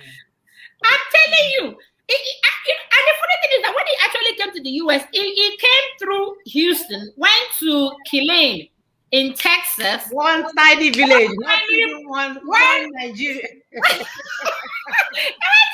Killing in Texas, got me one pastor so that it will look like, oh, the pastor is the one happy to that guy Wayo Chacha. Serious Wayo. While he was eating soup and licking soup, and eating akara, everything that he giving you eat. Yes. You never have anyone inside plate. He went to meet the pastor. His name is Pastor Cecil Adams. Yes, I'm ready to call his name. He went to meet him, and now was fronting as if he has connection to Ted Cruz. We said they wrapped us together. Meanwhile, others were meeting. Ted Cruz was part of the people because we kept seeing some meetings going on. We didn't know there was another group that was doing something meaningful, but they refused to mention Biafra. Biafra. We were online, they typed in talk Biafra, now talk Biafra. They didn't even mind us. Not knowing they were saying Indiara have come. These criminal people are here. Please continue with the timelines so that our people will know how everything, because you have record. We have record. These things. We have record. There are videos, there are documents. Look, in America, if you didn't document, it didn't happen. So for somebody to tell you that he met somebody and there was no documentation of meeting that person, it did not happen. Like I remember when Nnamdi will come on air and said he met with Onyeke Florida. What is his name? Rubio. Marco Rubio. He said Marco Rubio. He did not meet with any Marco Rubio. Yeah, for you to meet with Marco Rubio, you have to be vetted. For you to even meet with any congressman, they have to vet you. That is it. They will run your social security, run your late mother, great grandmother. Not really, Sister Augusta. Not really. Not if you're a constituent like we are. So I can meet Cruz without being vetted because he's my senator. So but you're vetted every day now. You're vetted every day. I can give your ID card. They will run like criminal record on you on the spot. You understand? Then you can now see Cruz. Cruz is you are here in Texas. So Cruz is our senator. I can decide to go to meet Cruz. I mean, of course, but you have to present your ID card. That ID card is what they will use. They just need your driver's license number. They will run it and they will say, okay, you are free. You can go and see Cruz. But he was not even, the idea that he even saw Cruz is a lie. The idea that he even met with Marco Rubio is a lie. You understand? He's paying consultant. This is $84,000 that he's paying consultant. No, $4,000 from where? Lie upon lie. Those were the lies he told, and we were like, because some of us had to like decipher what it doesn't make sense. Yes. Because we have worked in these areas before. We're like, okay, these things are not aligning. And it's because they're not aligning. No. We didn't want to say anything because if you say something, you destroy what is being done. Whereas we know nothing is being done. So we knew nothing was working, except that some people, group of the same people that does things with emotionality. Oh, don't say anything. You'll be the one to be destroying. But nothing is going on. There's nothing to destroy except a rogue franchise collecting money. Yes. And you know what? Before the Americans invited LNC and Barrister Tony Nadi, they had checked on Nnamdi Kanu. They looked every quarters and found out that that the one that came out with Biafra Rogue franchise. They did their investigation by themselves and found nobody. Before they spotted LNC and spotted Barrister Tony Nadi and requested his presence through Inahoro, spent that they should come and tell, because they also want the problem to be solved. They saw every other person was making noise, doing the wrong thing and cheating the people and duping the people. So they stayed away from them. That's why when they were having conferences, when we go there, I remember Sister Chioma, she's watching us also. She's very good at trying to say, Sister, this conference is going on. Let's go there. We'll go there typing, Biafra, Biafra, Biafra. Nobody will even click any like I saw you. But like, why are they noticing us? Why are they not seeing us? We didn't know we are carrying leprosy. We are people that they said, do not go near those people. Once you hear Biafra, run away from them. They are criminals. Because Biafra has become like Boko Haram. They use it to dupe our people, terrorism, all this. So nobody, no right-thinking person wants to be associated with it. They want to stay away from what people are using to make money and kill the people and dupe them. Please continue with the timeline. Frank Wolf, International Religious Freedom Act. Yes, and we now have the Frank Wolf International Religious Freedom Act of 1988. That one came into effect. You understand? It came into effect, and this enabled America to play their own role, because America was now seeing the trend that this is not elders and farmers clash, that this is a targeted effort in ethnic cleansing and killing of Christians. America saw it, and America now started paying attention. You understand? So by August of 2019, US now sent a UN special rapporteur. Her name is, I think, Angela Kamara. I don't know if I can remember her name. They sent her to Agnes, yes. Is it Agnes Karatano? Forget her name. Agnes. You find the real name. She was the UN rapporteur that went to Nigeria, and she saw by herself and declared that the Nigerian 1999 constitution is a pressure cooker for injustice. She was one that declared that thing, that if this is the constitution that these people are being ruled by, then the pressure cooker will burst one day and katakata would burst. So it happened that way. And that's why we are telling you that this is a systematic. Do not get yourself involved in anything that will kill you for no reason. Sister Mona, you want to continue? No, go ahead. Okay. So by December of 2019, US now placed Nigeria on the watch list. By June 2nd of 2020, I already told you that President Trump signed an executive order on Nigeria. Okay, somebody, Agnes Kalamat, that's her name. Yeah, thank you so much, Venus Solum. Thank you. Yes, it's Agnes Kalamat. Thank you. So, and gave Nigeria 180 days for US diplomats and officials to get familiar with the new assignment and prepare themselves for work. Sister, we already explained that. So this is a systematic, and we are telling people that work is going on. We are not making noise on air because, we are not fighting the freedom on Facebook. It's just that we need to address certain issues so that people don't get confused and get missed in the fight. Excuse me. By December 2020, a contra particular concern, Nigeria was made that because first of all, when they place on the watch list, they will now start watching you, start figuring out.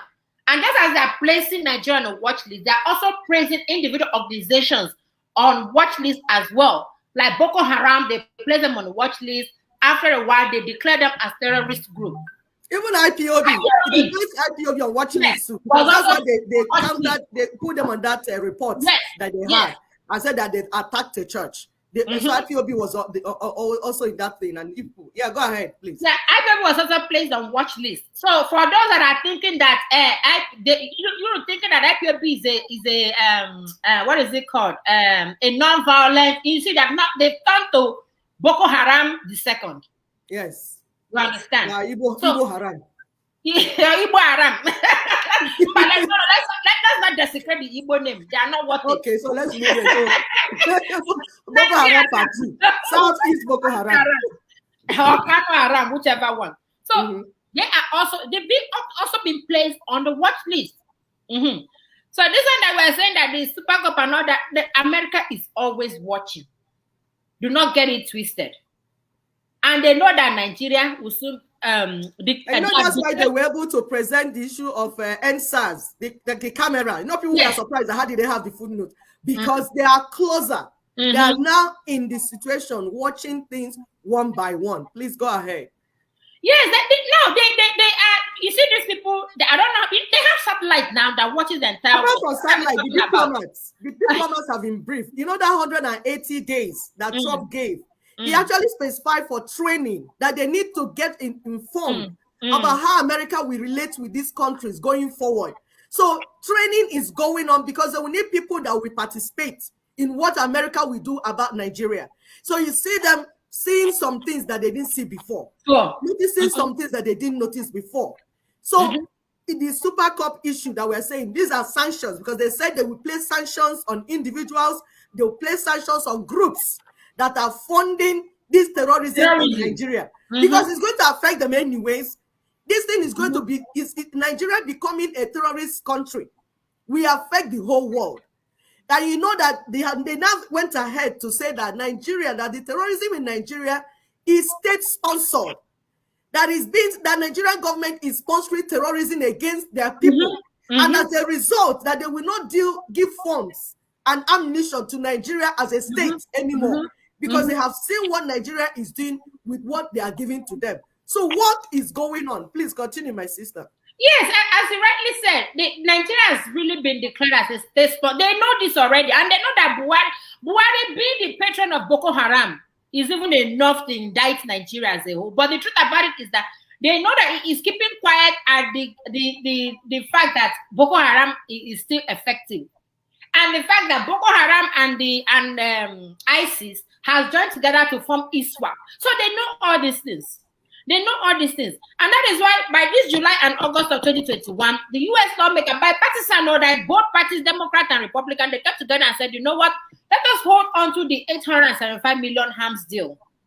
You understand? Because now Bruce Fine is trying to claim that they are the one that sued America so that the arms deal will be bam, bam, bam, bam. Bruce Fine wants to be paid. I don't blame him. He wants to be paid. But guess what? This is the work that has been ongoing. You understand? So it is not Bruce Fine's work or IPOB's work. This is LNC Nina's work.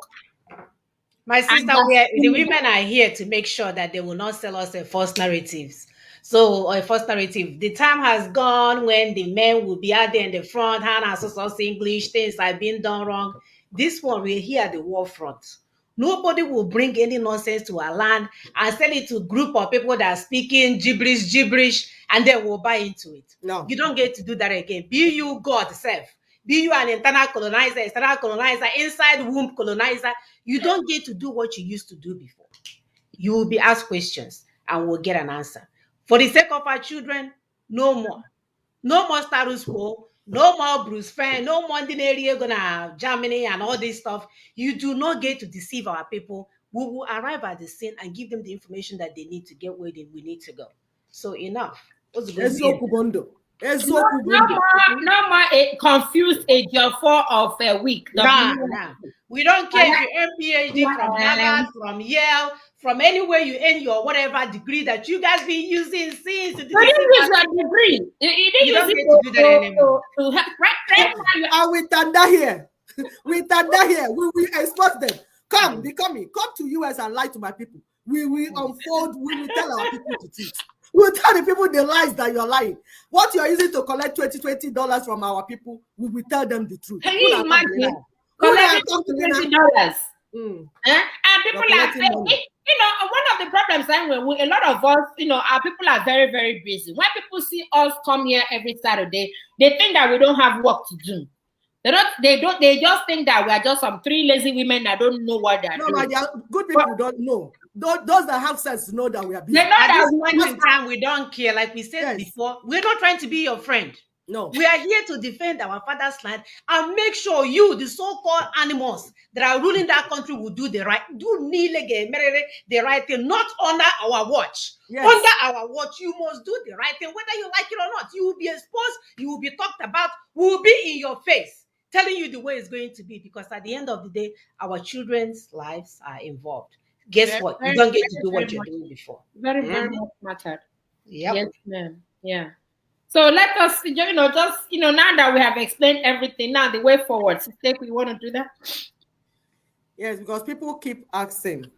The way forward is very simple. It's not anything difficult because the job has been done. First, please stop giving your money to criminals.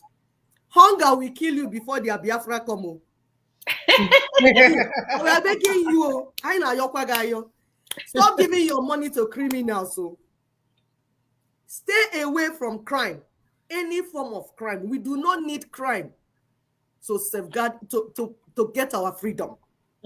We don't need you participating in criminality to get our freedom or self-determination, because there's already a pattern.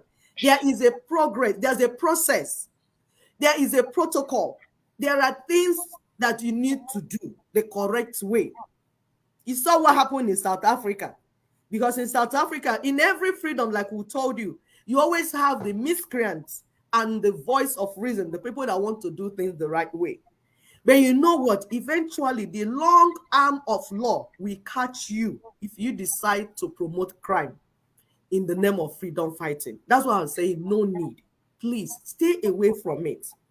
Accept the truth from NINAS and LNC, Nigerian Indigenous Nationalities Alliance for Self-Determination, so that Nigerian military will stop killing you. Now they're chasing you up and down, chasing you around. You can't eat water, you can't drink water, you can't eat food, you can't do anything, especially in Southeast. Why are they there? Because you made the ground hot. You invited them. So they came. And you are the one that will die and nothing will happen. There's nothing the world will do because their hands are tied. It's like somebody giving you a formula to solve mathematics. You refuse to use the formula. You want to use the one that they will kill you. What do you want the rest to do to you? Stop giving them reason to kill you. Bikono, we are begging you. Engage in positive activities that will build you up and your neighborhood up. Some people are spending their time in farming. Yes, we need to eat food. You can't go to war if you don't eat food. So food is important. Some people are setting up private businesses, things they need to do. You can put barbed wire around your farm so that no cow will enter inside. When you're doing things, now go, I hear that is Iwariam, they are now training Efibo, local cows, Igbo cows. Go and buy those ones in what you're doing. Stop buying cows from Fulanis that are killing you. They will use the money to sponsor terrorism against you. So people are asking, where is Buhari? What is Buhari doing with the money he's borrowing? He's borrowing money to sponsor terrorism against Nigerians. Is it hidden? That's why you're not seeing him doing anything. He's using it to his brothers to buy more ammunition. So, and you on your own, you're buying cows and giving them money. Do you know how much each cow sells? So go for Ehibo, local cows, local goats. Local cows, even sweeter. Local cows, Ehibo is even better, sweeter and Exactly. So you want to be eating this, they are deformed. Get into this business. Get into this business. Form groups. If you cannot start the business alone, form cooperatives. Build your farms. Do something positive, because if you're doing something positive, you will not be available for criminals to use you. Criminals are using you because you're idle. You don't have anything that you're doing. There is lesson for us to learn, because if you want self-determination, you need to be informed. There's no reason for you to die. You just need to be informed. And then you need to be vigilant, be watchful, report every criminality to designated authority. There are still some people who have local vigilante. You have all this set of local vigilante. Do things the proper way. Avoid night movements. Yeah, I must go to nightclub. Do not. And if you must move, have your ID card on you. Have your ID card on you. Then if you get into trouble, look for a good lawyer to bail you out. There are ways things are done. Those Ninas, like if we keep telling you that this referendum, because we are expecting regional referendums, the one that UN will supervise, Nina's regional referendums, we will do it together. It doesn't need you dying, and you don't need to belong to any gang for it to happen. You don't need to belong to any cult for it to happen. From there, we're going to have transition. Yes, go ahead. I'll swear an oath. You belong to a group where you have to swear an oath for you to get the free. I mean, oh God, can we get it together, please?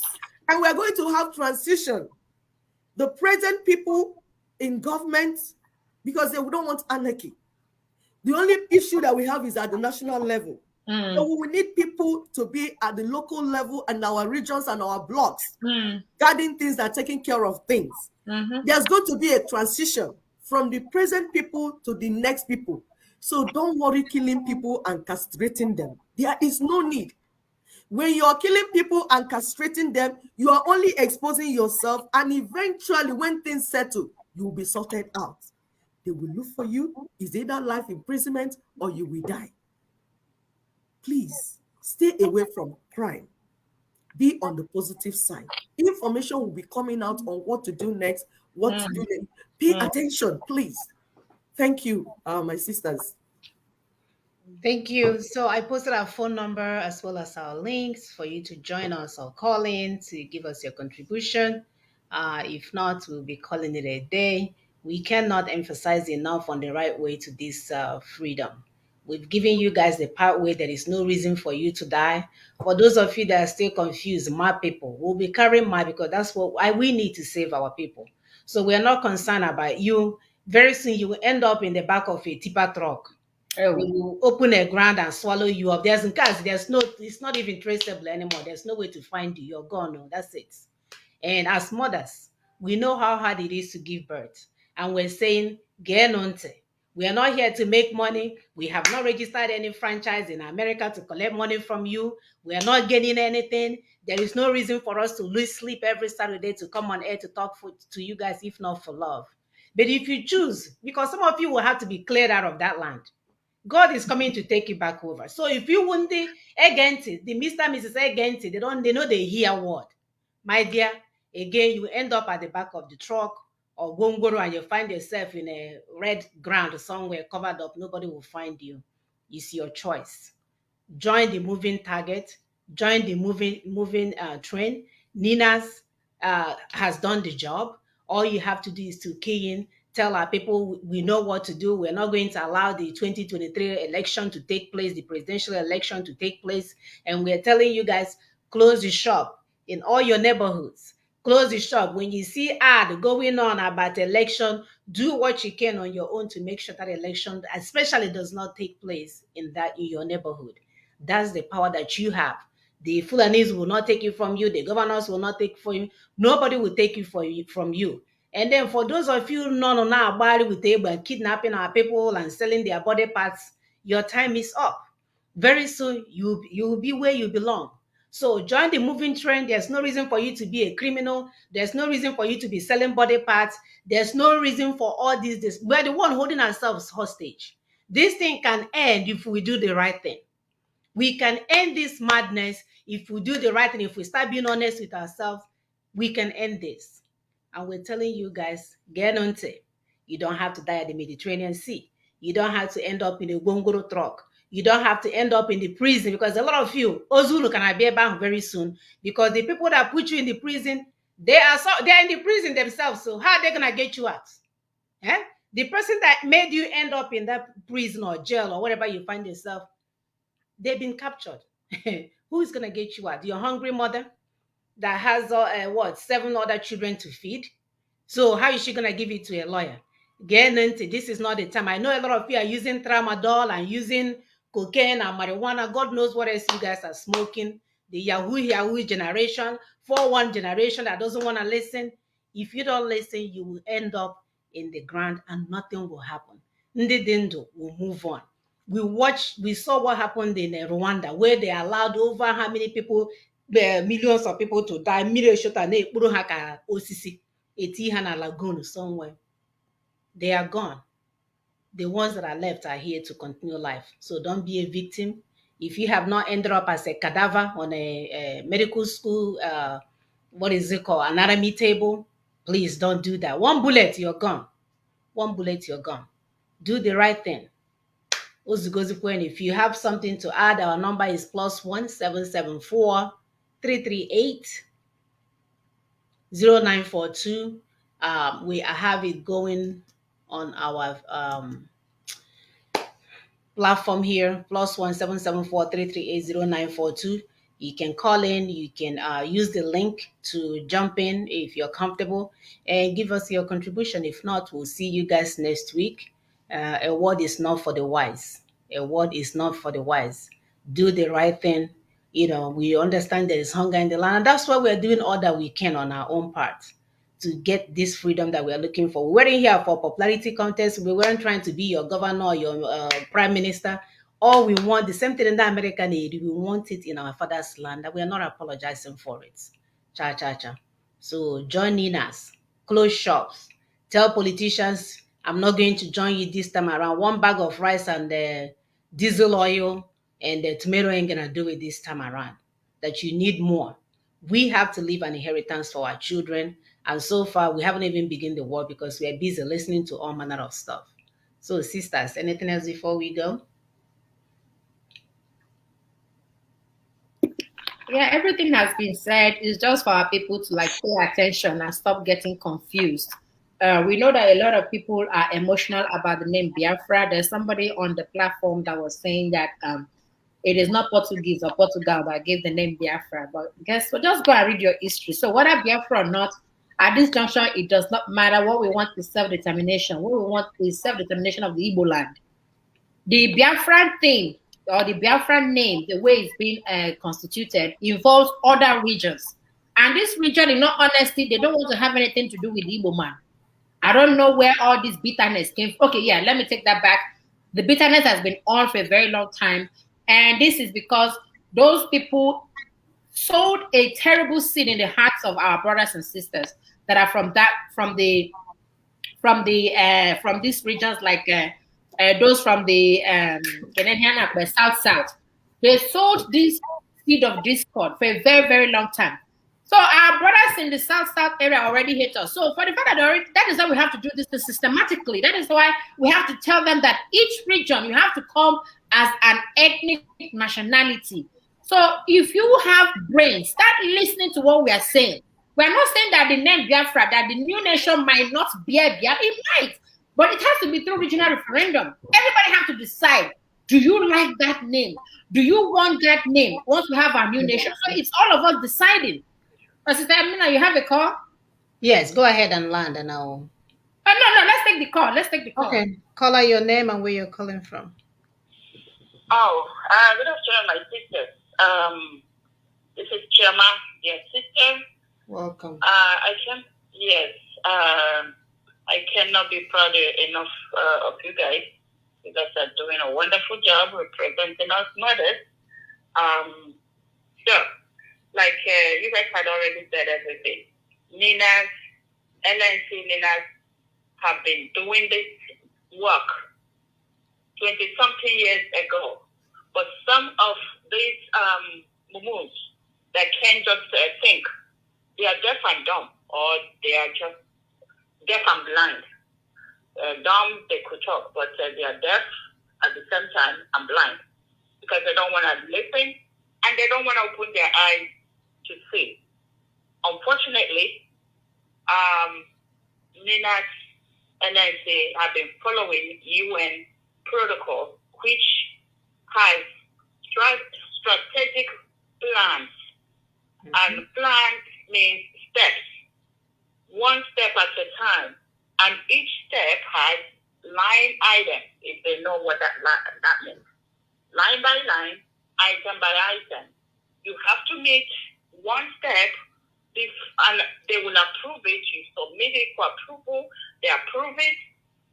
Before you even make any effort to start the next step, the second step.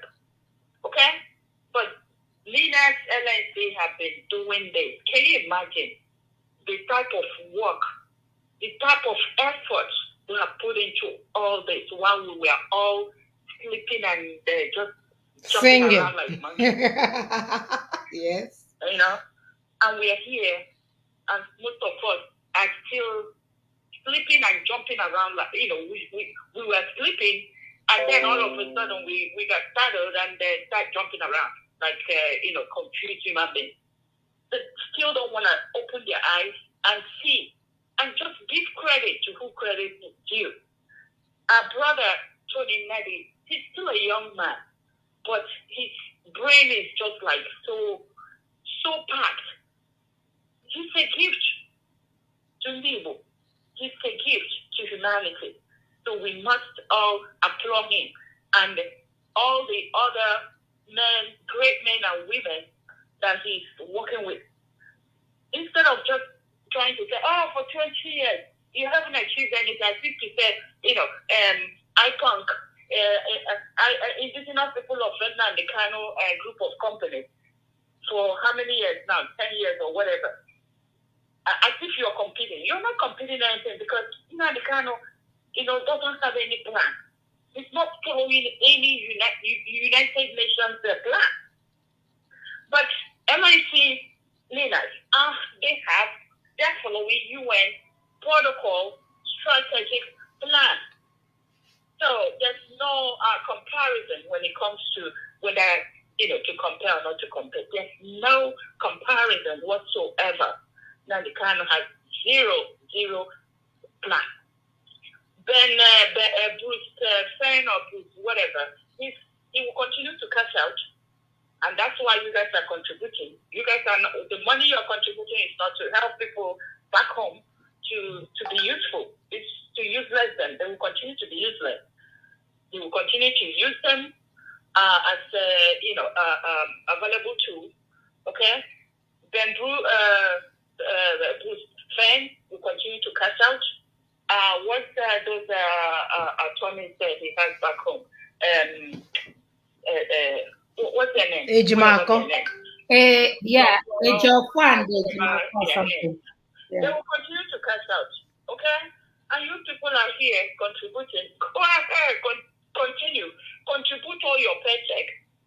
Even sell your land, sell everything you have. Even if you want to sell your body parts, go ahead. Contribute. They will continue to cash out. Because you guys don't understand. If I'm an attorney and I'm representing you as my client, do you think I will let you go? Just if I know that I will continue to get paid. You think I will tell you the truth? Oh no, I will not. Because if I do, you're gonna dump me, and the next thing I will, that avenue will close for me. I already made a budget what I will be doing with Germany. So how do you think I will let go? I'm not gonna let go. I will continue to, to tell you what you want to hear. If you want to prove, then come. I'm the lawyer. I will use my legal terms and confuse your already confused brain. You guys understand that? So if you guys want to,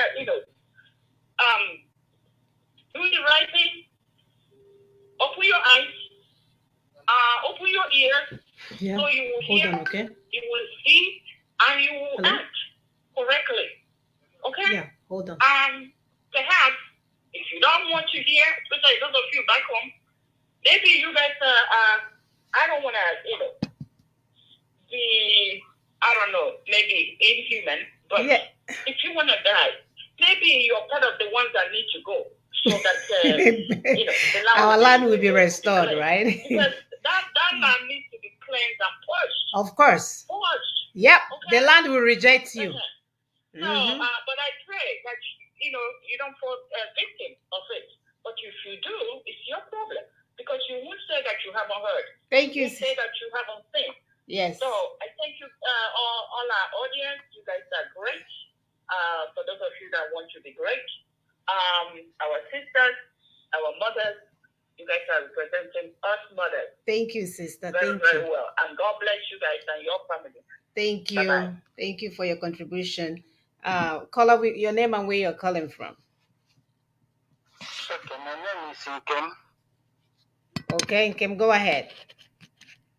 Okay, I am very happy to have this opportunity once again to contribute in this your program. I've called in once, and then I sent in test the other time. I'm the one that sent the test, and I was asking a kind of a question and saying, can we ever speak with one voice? And then before you know it, either the next week or the second week, you people had that topic on the discussion.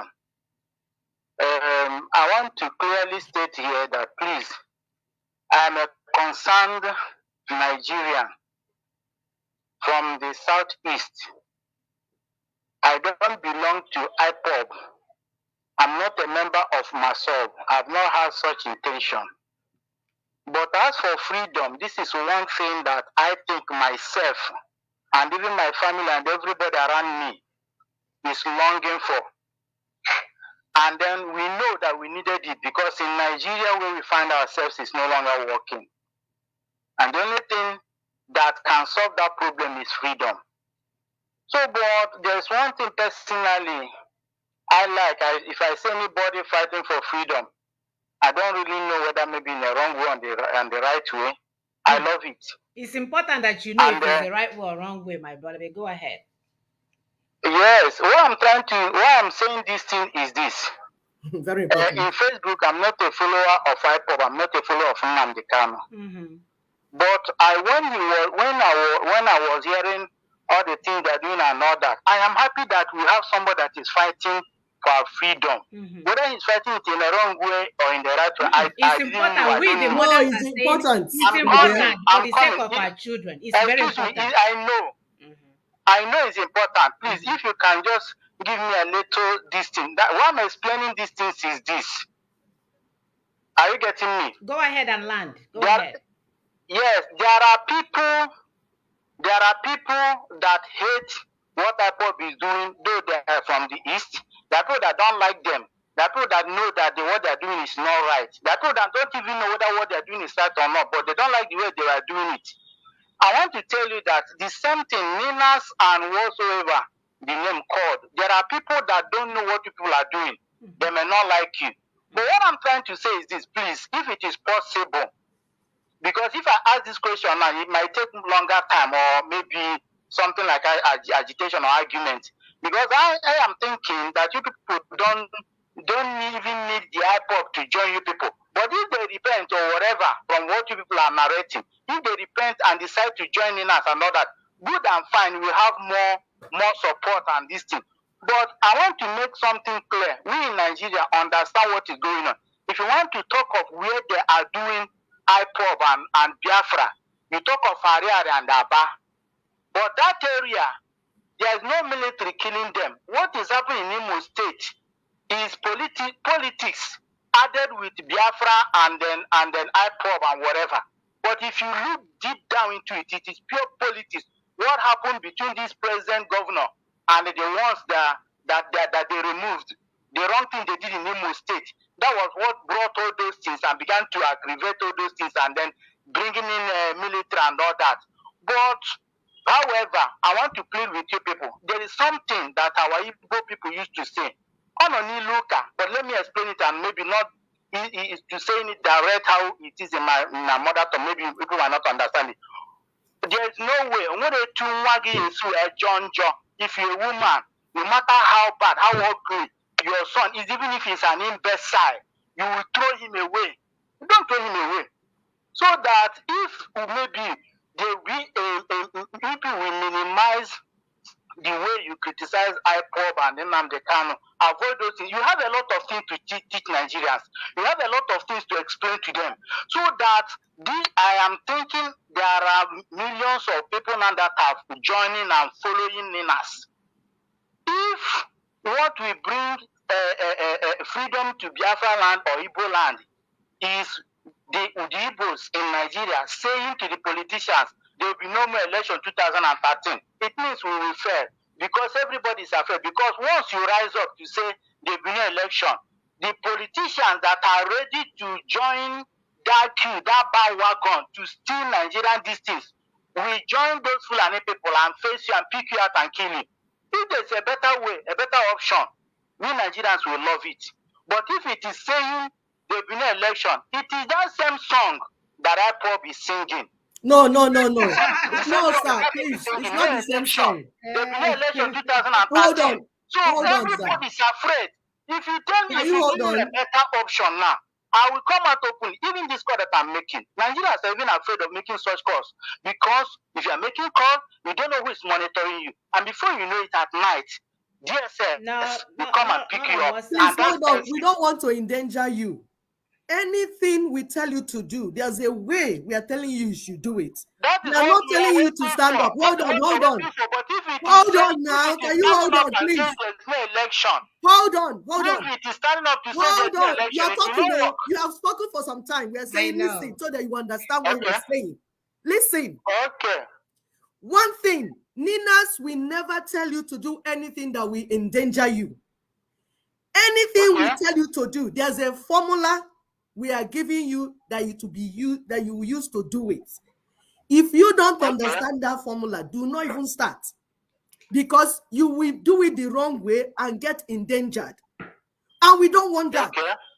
So please, the first thing that Ninas want is safety for our people. Safety, number one. How many times did I say it? 3 times. Safety. Alliance means one voice. You're already speaking in one voice. So we're already speaking in one voice. But we're saying that as mothers, if God forbid I have a son that is a criminal, I will take him for rehabilitation. I will not say because he's my son, I will start singing his praise. I will never do that. So listen. Let me finish as you have said so many things. Listen so that I'm explaining to you. There is a way self-determination is done. And UN is the one that said this is the way it has to be done. Now you're saying it doesn't matter if you do it the right way or wrong way. My brother, I tire for you. Oh. I don't know for you. Oh. I don't know part of the angle of the world you come out from. Please, that is not what I said. That is not what I said. What I said is that people that are longing for freedom, whether you are doing it the right way or the wrong way, they don't know. Once you sing that song of freedom, everybody will want to follow you. That was what I said. I didn't say that doing it the so wrong you are way giving excuse why it. people are okay. You are giving excuse why people are following the wrong way. And we have heard you, we understood you. And we are saying that speaking in one voice doesn't mean that people that are following the right way should join people that are following the wrong way. That speaking in one voice will be, which was part of the program. I don't know if you listen, we say there's a truth when we are saying people that have involved in criminality, and that's what this show today is, to expose to our people that they have been involved in criminality. And then at the end of this exposure, we told our people there is mercy. Today is the day of mercy. If you can repent and turn away from your evil ways, there is hope for you. And this is the hope for you. But if you don't repent and continue on your evil way, what can we do with you? You will wait for the Lord to catch up with you. This thing is simple. It's a no-brainer. It's something that you continue to speak English over. It's simple. Do you understand? It's that simple. It's straightforward. And brother, let me explain to you. You know, as we said, the Ninas project, why you are not hearing so much noise as you are hearing IPOB or whatever, is because the Ninas project is methodological. I mean methodological. Yes, methodological. Yes, you are right. It's step by step. You understand? It is not boa. It's not boa. It's step by step. And it's not about noise making. And it's not about noise making. It's not about, and it is a legal process. You understand? It's a legal process. It's not an onion do stuff, and it's not Elohim stuff. It's a legal process. And you are talking about like trying to create alliance. Now, for the last time, alliance has already been created. Alliance with the Southwest, alliance with the Middle Belt, and alliance with the Lower Niger area. The Lower Niger block consists of the South and the Southeast. So that alliance has been created. You telling us to align with Nnamdi Kanu is us being very, very deceptive. You cannot align with a group that is termed a rogue franchise by the United States. The different structure, this one has been termed a rogue franchise. It was termed a rogue franchise, I think in 2019 or 2017. I'm not really sure, but it was termed a rogue franchise. So you cannot bring a rogue franchise into what LNC, a legal process, is all about. So my advice to you now is that tell your people there is no point going outside to go and fight for what is not there. There's no point for you to go outside and start making noise and get yourself picked up by the DSS and get killed. There is no point for that. Concentrate on what Ninas is doing. It's a strategic thing. It's a protocol thing. It's a one-by-one step thing. You understand? Even if you have 10 steps and you move to number 10, would that be number 1? The protocol will ask you to go back and do number 1. So that is why it has taken like 21 years in the making. So don't get confused. Nnamdi is not bringing you Biafra. If you can understand that, then we'll be okay. Dr. Nasike, I understood you very, very well. And I want you also to understand me. I have not said that Ninas or LNC to join Nnamdi Kanu. I've never said so. But what I'm saying is this. Why maybe from where I'm coming from, that's why people misunderstood me. What I'm saying is, if it is possible for you people to leave criticism and explanation of IPOB and all of them alone. No. We have told you that it's not possible. Criticism alone. It is impeding. Listen. The more others criticize, the more you even make more enemies. There's no problem about that. I am even trying to, I kind of make my own, a little suggestion. Because there's one other man that I used to listen from Niger Delta area. The way he used to talk against Indigo. This one of the man that you people posted his video now was having a kind of a conversation with the same man on that platform, Nebo television or whatever. And they were making argument. The man was telling him that you are cursing the whole Igbo people. If IPOB have offended you, that IPOB is not, you cannot use that to judge the whole Igbo nation, that you're only fighting against Igbo nation. And that thing kept on bringing problem until one of the days, the woman that was anchoring that television now invited only that man. I don't want to be thinking of the man's name. Okay, my brother, I think we have dragged this long enough. I think the bottom line is what you're saying, that we shouldn't talk about IPOP, and we're telling you today that it's a truth for people to stop what they're doing and join what we're doing. It's not a matter of calling. We want to join you people. We want to, like I said, and you are welcome. That's what we're here for. We are mothers. We cannot be here to be your friend. And we said this last week. It's like me telling my daughter wearing a lanky clothes. Sometimes I have a teenager here. She wants to dress any kind of way. I say, you're not coming from my house. She gets upset. But it's my job to make sure that she dresses appropriately. So you don't ask us to go and join things that are happening because it's what's going on. It's what's trending. We don't join what is what's trending. But it's my job to make sure that my daughter grows up to be the kind of modest girl that I want her to be. So that is the difference between you and us. We can do things because it's popular. People like it. We don't want our people to be dying. We don't want to be seeing truck full of our boys being dumped in a red ground, and nobody is saying anything about it. Nobody's doing it. Do you know how much heartache that is for us that goes to the room to give birth to these children? It's not even about, this is about life and death that we're talking about here. Life and death. These so-called indigenous people of Nnamdi Kanu that you guys are following, they have done so many things. You don't know this guy. We met him one-on-one.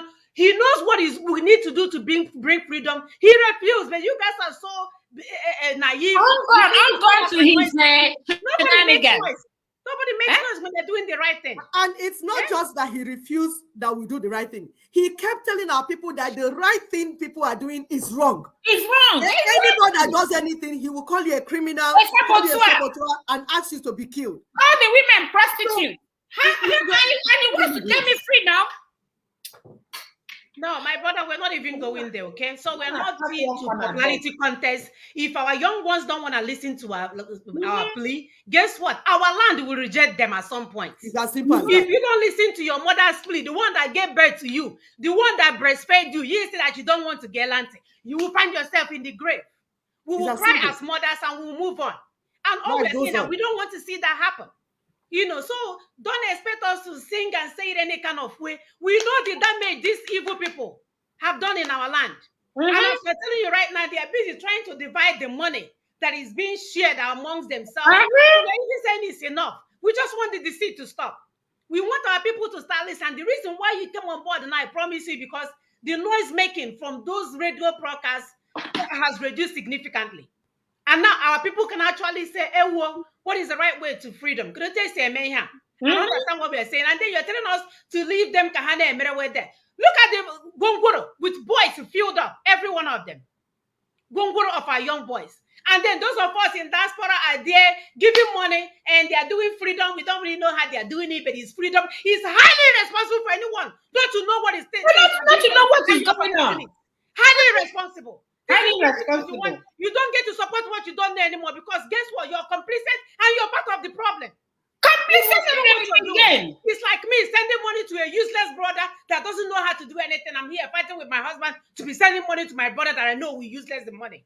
We don't get to do that anymore. We are not interested. Because of our children is involved, my dear. Who will get the right thing? They don't have choice. Insist. We will be in your face. We will even shit in your face if we have to, because our children, you don't get to do it the old-fashioned way anymore. If I'm not doing it the right way, I want to be able to do it. I am here to learn to do it the right way, not to support evil. Ozuzielana. Mandina me politics with the life of our children. Mandina collect ego. Mandina zokokwaha. We are saying it's enough. Ozugozienu. We are only supporting Ninas because we have done the due diligence. And UN protocol. We even brought it here on this platform for you guys to understand. Mama, because at some point there's something that I work map. Because that's what our supreme leader told us. I was highly responsible at some point because I was hearing the name freedom. I did not ask freedom. What is the pathway? And when we did ask, they called us saboteurs. So my brother, the only reason why we are promoting these Ninas is the only thing that will not get my people killed. Is the only thing that will not take resources from my people, useless all the boys in our country or in our land. Only Humaka will call you names and destroy you, do all manner of stuff. The children that I will be breastfeeding and giving money to, they will send them to go and attack here and attack here. And as your mother will always tell you, your mother will never deceive you. Wow. We are not here to make money. We're not here to collect resources. We're not here to be popular. We're here to say enough. Our children will not die anymore. We must follow the right route, and the right route is the Nina strategy. We don't care somewhere else. Nothing. Because the last time I checked, the pregnant, no. And when we got menstrual period, even with their sex changes, no. That is having menstrual period, please come and show me. I said one that took excess beer and the stomach and the liver has enlarged and they're carrying big tummy full of fat. Ascites. Yes, ascites. That one is disease. That one is disease. When we are the ones that give birth to these children, so we know what it means, and we don't want them to die anymore. We don't want them to be swallowed by ground anymore. It's enough, my dear. So we understand your emotion and all that. We used to be like that. That's why we were there for almost 3 years. I sang okay, hoping they would do the right thing. It never happened until they went and turned themselves in by themselves. Intentionally turned themselves in. Intentionally, so, my dear, we are not going to hide in Hoja anymore. No. Ozugozien. In on a diaspora, go shit no login now. Supreme leader no gara court. You guys are on a US British embassy a demonstration. When you supposed to fly down there, no na you Abuja courthouse na-eme demonstration. Unu digo ụmụ anyị ha ga-egbu ụtụtụ unu akpọrọ nke unu. As I'm telling you right now, I'm being invited to 3 parties and emere ụmụaka mụrụ na America. So while you guys are here celebrating your children and their success, you have my little ones being killed like animals because you guys are supporting evil. All of you guys that are supporting this thing that is going on back home with your money or whatever you're doing, and your children are hiding here in America, going on vacation, posting themselves on Instagram, and you have the ones back home cussing people out, being picked up by like an animal, being buried in a gongoro. You have us mothers to contend with. Nonsense. Sisters, anything else before we go? This is so sad. This is so sad. We are telling you guys, get on to camera. How come this thing's name in Alibo is not happening in the Yoruba area? How come they're not doing it that way, like that? And here with all manner of useless people, teacher everywhere in governorship. Who do never hear governorship? Nobody did anything. Nobody did anything. All sorts of stories. Everybody and I buchard in the 2023 election. Hasheba. And then umaka ne maja. It's there as a video. Nobody is saying anything. No uproar anywhere. No uproar. No. Yeah, this year maybe we are still saying. And to think, women are so emotional. And finally, you are getting 3 women that we are not being emotional about this. We are just all about the truth. Our name is Dr. It's all the lies they've been telling. Women have been doing great things, but they don't take credit. They don't take credit. So all those lies are over. Behind every successful man, there is a woman. And guess what? The woman is her brain. Is her brain that made that man successful. Anyway, let's not go there. The truth about it is that, please, stop being emotional. You should be able to see these things by yourself. You should be able to read things through. If you cannot read, call your 10-year-old to read for you. Kids these days, they know how to read. All you needed to do is go and read the United Nations Declaration of the Rights of Indigenous Peoples. That would tell you detail by detail. Oh, I don't have it here now. Detail by detail what you need to do. That will tell you why you cannot even use the name Biafra. Because some of you have not read it. You understand? You cannot claim Biafra. If you have read that, it's 46 articles that is in that booklet. Go and read it. If you read it, you won't even mention Biafra again. Because guess what? That's UN UNDRIP 2007 is telling you that it has to be ethnic nationalities in their ancestral land.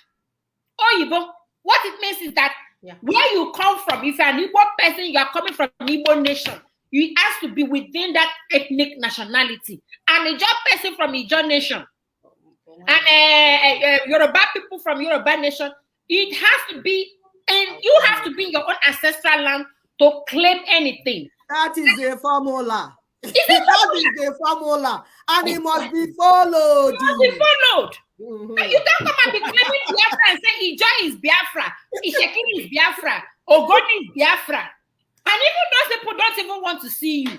No. Somebody want to claim them when they don't want to see somebody you. that wants to come and steal my land. And whatever. Huh? So go and read. Maybe we need to start inviting people. If you have read, we say, okay, did you read this? Then you now come and talk. Because all this you drawing us back does not make sense. If you cannot read, we have a video on each topic. Go to our YouTube channel. You will see these videos and you listen. Explaining each article. There are 46 of them. I think we took 2 weeks to explain the entire article. You go and read this, listen to this article. What we're talking about. That is why the name Biafra cannot be used, at least not at this moment. We cannot use Biafra. It's after we have probably gotten our nation through regional referendum, because we have to vote for that name. The name we would eventually use. My sister had talked like they will do the right thing. As far as we mothers are here, they will be forced to do the right thing. Nobody will allow anybody anymore to do. Yes, in him, I make freedom. Now, between your protocol, between your 10-point strategy or 1-point strategy, tear out there for my people to see and ask questions. We don't want any fakeness anymore. We don't want any deceit. We don't want any nkitara for a message for us. We don't want any English-speaking animal that graduated from Harvard that doesn't know anya to represent us. We are so done with that nonsense. We want more for our people. And if you want to be in a leadership position, God, if you have not learned, begin to ask them how to get common sense so you can help my people. We don't want all this nonsense anymore. Enough is enough. I'm already upset with all these things because every day we have something like, hey, stop talking about this son. Hey, stop. You guys are mad people. Stop talking about who? The same guy that entrap my people, reduce them to nothing. How now body in circles kandara? I We know. know what to do. No. The same guy that said he hated being Igbo. The same guy that said the name Igbo is a cursed name. The same guy that talked about black people, I said black people don't mean anything. The same guy that desecrated the land is the same guy you guys are following that will give you freedom. How can you move from zoo? You call Nigeria a zoo. Them, my dear. And they're going to the museum. Are you my sister? We are here to make sure that their stupidity ends. We are here. We don't can that. We are here. We are here. Are you noon? Una talking? Are you noon? All are you noon? That. You must do things the right way. You know, get menatia the right way. We are here. We are not going anywhere. We are here. You must do it the right way. That's why we're called daughters of truth. We are here. And we want to appreciate members of NINAS, members of LNC, Yanomo Dua, Middle Belt Forum, the people that are standing on doing things the right way. We appreciate you because when it was very tough to say and do the right thing, you stood your ground. Even when we didn't know where you were and what you were doing, you continue to do the right thing. Even when you were minimal, when you were small, you continue to do the right thing. Because you know that one day that lie will collapse and truth will prevail. It took 250 years to get Nigeria into dungeon. And you people are working on 20-year plan. Is that not a good thing? And this is the 21st. We're about to finish. It was 16. You concluded 13 by yourself. We didn't even know. And you continue putting your money inside, sacrificing, doing the right thing, while others were stealing from our people. Noise make it everywhere. You were giving to see that your people are free. We appreciate you. We stand by you. We will stand by you. We will stand by you. Every giant will be swallowed by the earth. We told you people on this platform, and we'll continue to tell you because our words are powerful. We are daughters of the land. We are not here to play with you. We are here to liberate our people. We are not here to excuse your folly. We are not here to excuse your stupidity. We are not here to massage your stupid ego. We are here to make sure that our people are free, and our people will be free. All of you will collapse. All your lives, you will collapse one by one. Continue to run in circle, that rope will tie you and strangulate you. We are here to make sure that our people are free and they will be free. Amen. Amen. Freedom to our people. So thank you all so much. We'll see you next week. If you're a lover of truth, join us next week. Because like we said, we are mothers. We're not trying to be your friend. I job for you to profile us, for us to have 1 million viewers. No. If we running the right thing, whether somebody is watching you or not, you will continue to march on until the work is done, and your work will speak for you. Our work will speak for us, so we are not looking for popularity contests. Do not worry about that. That's not even you guys are in so much hole. You begin to ask God how to come out of it. So this is it. This is it, people. We're not going anywhere. We're here to stay until we bring heaven down for our people. See you all next week. Bye-bye. Bye-bye. Hey.